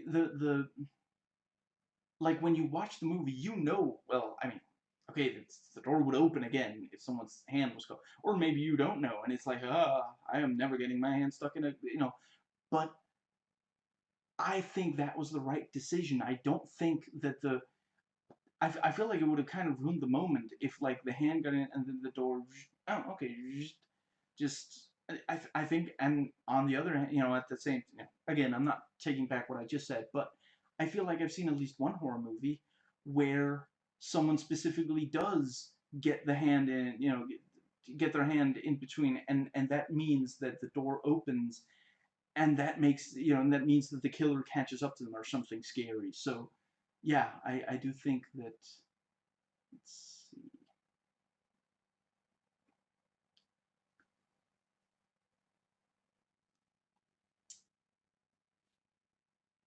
Yeah, and see this plot holes. Considering how immense Anfield Memorial Hospital is, it has wings because it drinks Red Bull, and the fact that it has an emergency room and surgical ward, it should not have just 4 nurses, 1 doctor, 2 ambulance drivers, and a partridge in a pear tree staffed for the entire hospital, even if it is the night shift. I do think that is a problem with the movie because you watch the movie and it's just like, there's no way that, look, if you wanted it to be this tiny little rinky-dink a place with almost no one, then make it a much smaller building and don't have so many different areas to it. Like, it's just yeah, they should have thought, again, maybe this is because John Carpenter was getting drunk while writing, so he either didn't realize it or he brushed it aside or something. But although Rick Rosenthal said that it was based on one of his personal experiences, maybe he was defending John. Well, whatever. Just, I do think that was a mistake. They should have found a way to different, to make it less, yeah, because it just like, I'm sorry, but it stands out. It really, like, so many people have individually brought up that it doesn't make, like, there's no way that there would be that few people. Like, yeah. Now, let's see.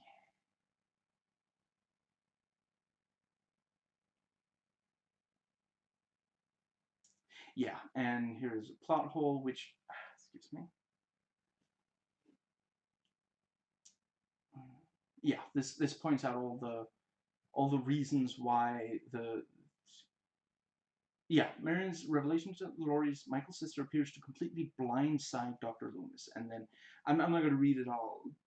I'm just going to say, whoever wrote this did a really good job of explaining why it doesn't make sense. And again, I really don't think it should be such a big. They should have come up with something that made more sense. But anyway.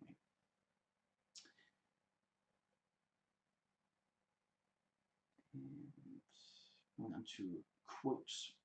I shot him 6 times. I shot him in the heart, but he's not human. That's pretty good. Yeah. It's time, Michael. Yeah, and you don't know what death is also a pretty good line.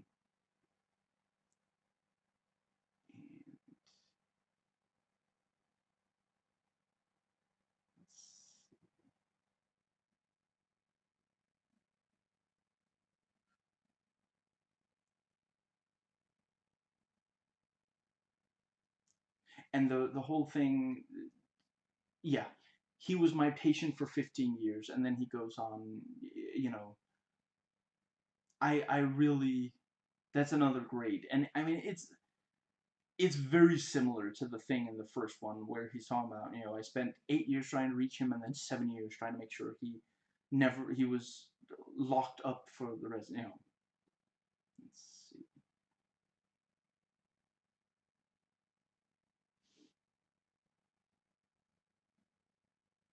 Yeah, here's the line. After Laurie, after Jimmy tells Laurie that was Michael Myers, she says, "Why me? I mean, why me?" So she just forgot that she was adopted. No, I'm sorry. Most of the people I've known who were adopted, they don't forget that they have blood relatives. You know, especially if it's, you know, who would ever forget being related to a serial killer? Yeah, I guess, okay, I guess technically he's not a killer.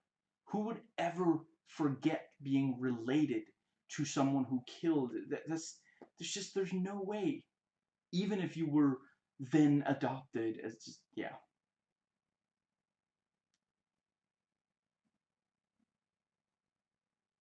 Now,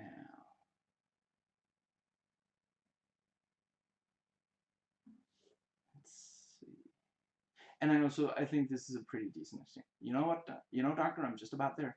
Like, the point where I stopped taking orders from you. It really is like, in the first movie, he really does take a lot of orders from Loomis.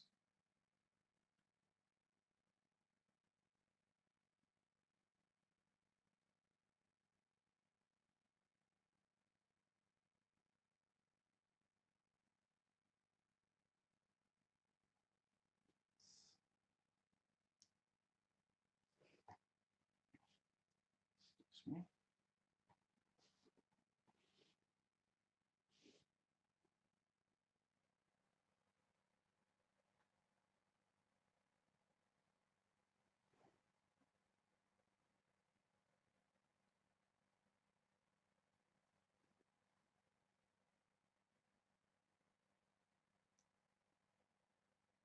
Now,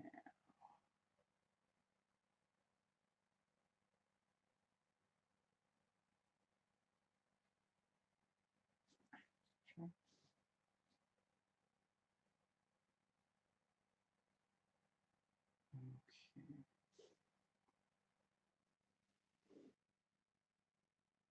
Right, that brings us to alternate versions.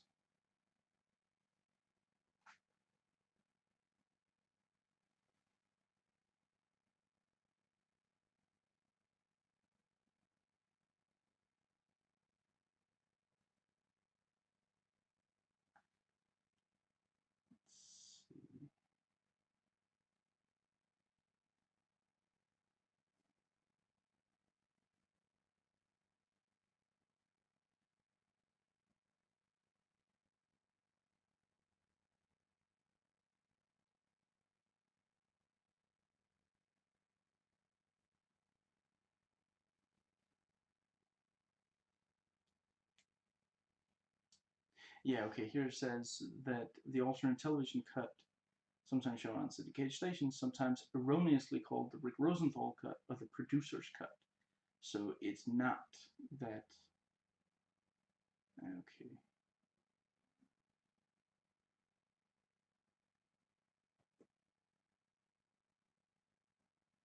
So maybe there isn't a version that's closer to what he wanted before John Carpenter changed it. That brings us to connections, which I don't think I'm going to have anything. Just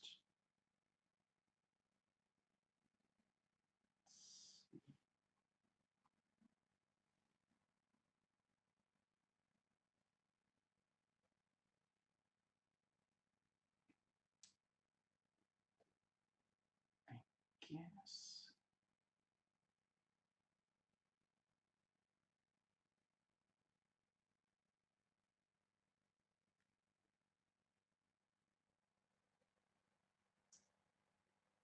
And let's see, yeah, and soundtracks. A lot of John Carpenter music, film, and frequently asked questions.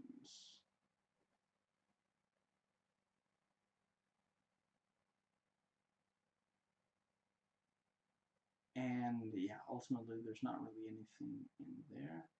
And that brings us to Wikipedia.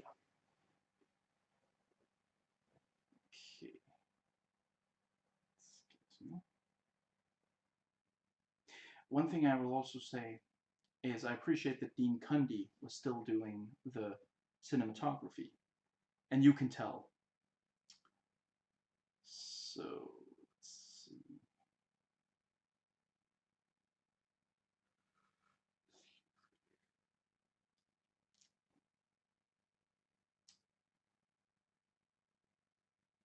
And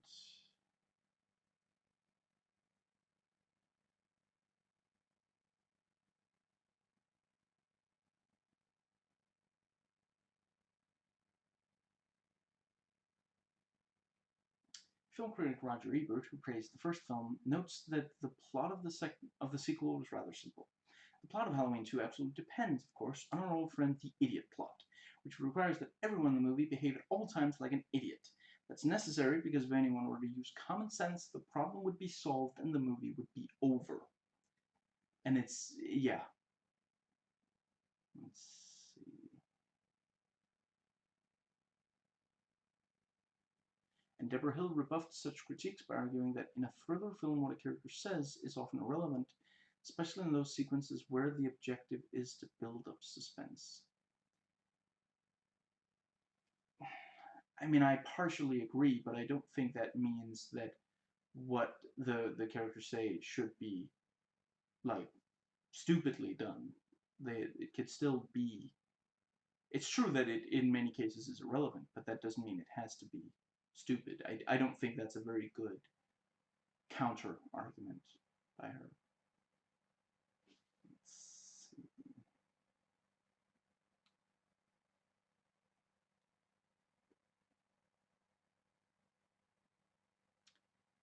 And I guess that basically.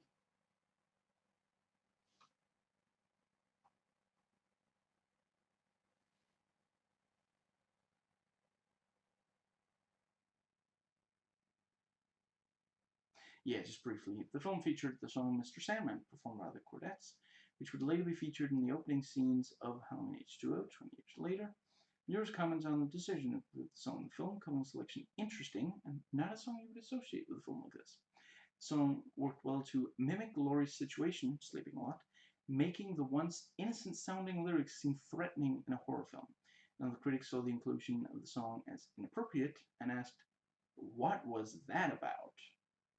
Again, that great, just I mean, I guess it's not quite as much of a burn as read a book, but it's still, you know, the thing is you need to read a book to find out what was that about. So it's a good 1-2 punch. Now, let's see.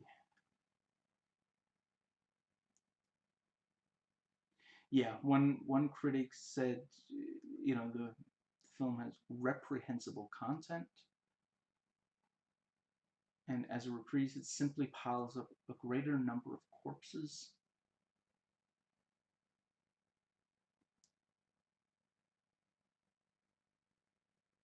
And the plot is convenient rather than complex, relying on a cast of characterless individuals like so many dominoes waiting to be toppled.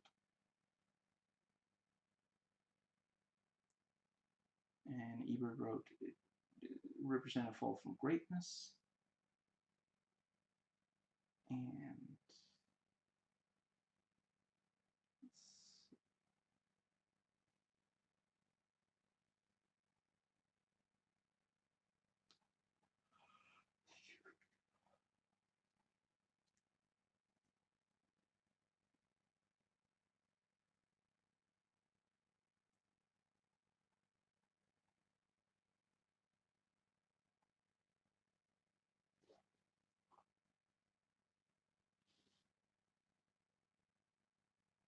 yeah, and here's a Janet Maslin of the New York Times instead compared the film to other horror sequels and recently released slasher films of the period rather than to its predecessor, and I do think that makes a lot of sense. Ultimately, I do think that it matters a lot. Yeah, ultimately, it's to me, it's too big of yeah. To me, it's too important to. But I do think it should be said, and it is definitely like there are definitely way worse slasher movies and way worse horror movie sequels.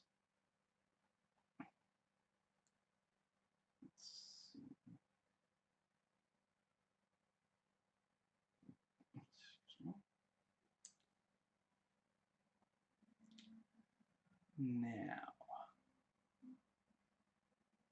I'm not going to comment on, the let's see. Yeah, the Blu-ray released in 2011. Let's see. Yeah, Universal had removed the credit Mustafa Akkad Presents. That really is.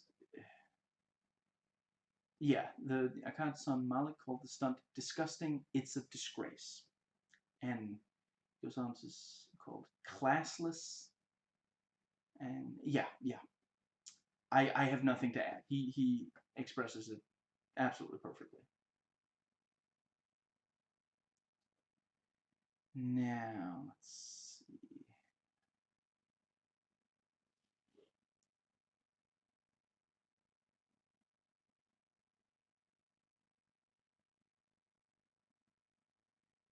Yeah, and let's see. That brings me to okay, 4 hours and 6 minutes. Maybe yeah. So from here, there's about 20 pages of IMDb user reviews.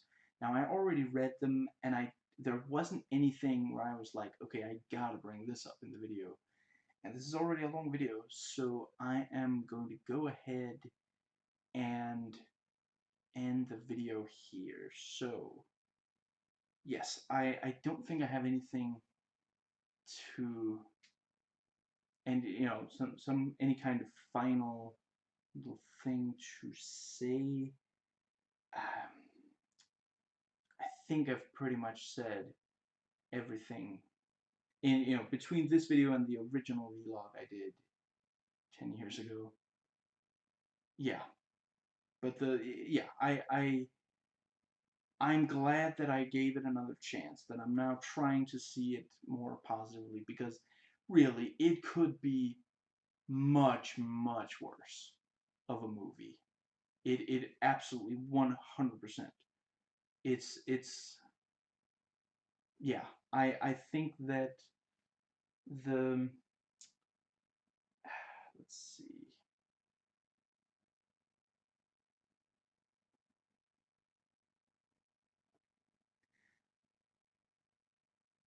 Yeah, like I said, to me the really big thing is that it's it's so much more bloody and violent than the first one. It doesn't try to do like such a big part of the first one is that he is stalking Lori. He is, every so often she will look out a window and he's staring directly at her, and she'll look away and then look back, and he's gone. And she tells herself it's Halloween, someone's playing a prank, or I'm being superstitious. It's not real. It's not, and it is that thing. Like, yeah, that's another thing. Imagine, imagine if you kept telling yourself that's nothing. There's not any, you know, women are frequently told that they're making too big a deal about something, that they scare too easily. They complain about too many things and such. So a lot of women choose not to talk about things that scare them simply because they don't want to be shut down again, and they don't want people to think of them as one of those women who always bring them. I mean, I think it's fair to assume that Lori might, feel survivor's guilt and blame herself. Like, if she had just told the sheriff, I mean, she's best friends with the sheriff's daughter, so she can just, if she called the sheriff and said, "Hey, it's Lori, Annie's friend. I've seen this guy hanging around. Here's a description. Here's where I last saw him." you know, maybe he would have been able to stop Michael, and maybe her friends would still be alive.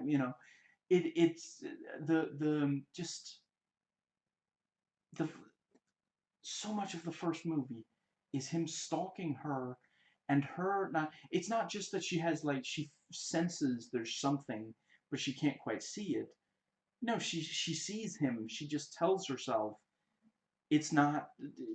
It's either she's being superstitious, or or it's a prank or something.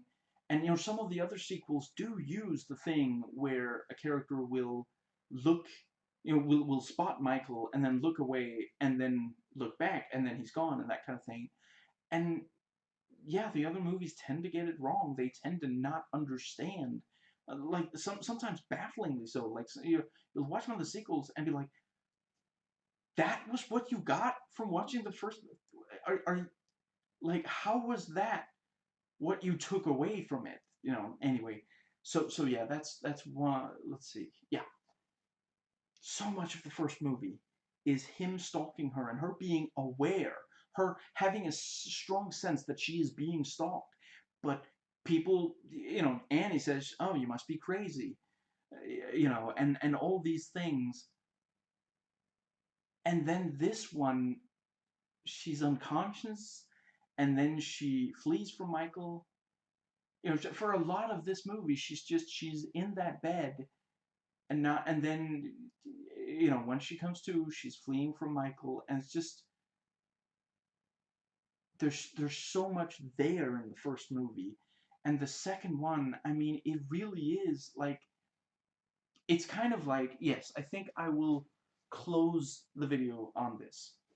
It's like if the first movie was a, I'm having trouble deciding between an incredible concert or an incredible meal. I think I'm going to go with incredible meal. It's like if the first was, yes, hypothetically, if Halloween 1978 was a meal prepared by a restaurant, then it would be that restaurant making, like, the best meal they ever, like, this is like the president is visiting this restaurant. This is a once in a lifetime kind of thing. he has to leave here not only full, but feeling like this was the most amazing meal. Like he should wake up every day for the rest of his life and realize that he will never eat like he did today.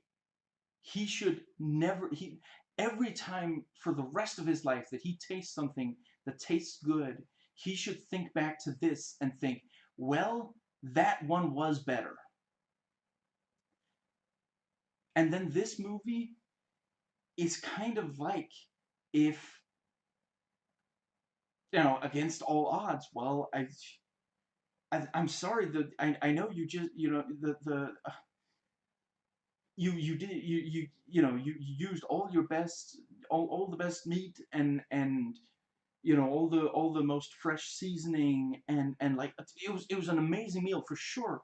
But I'm sorry, I have to tell you, the president, I don't know, he's still hungry.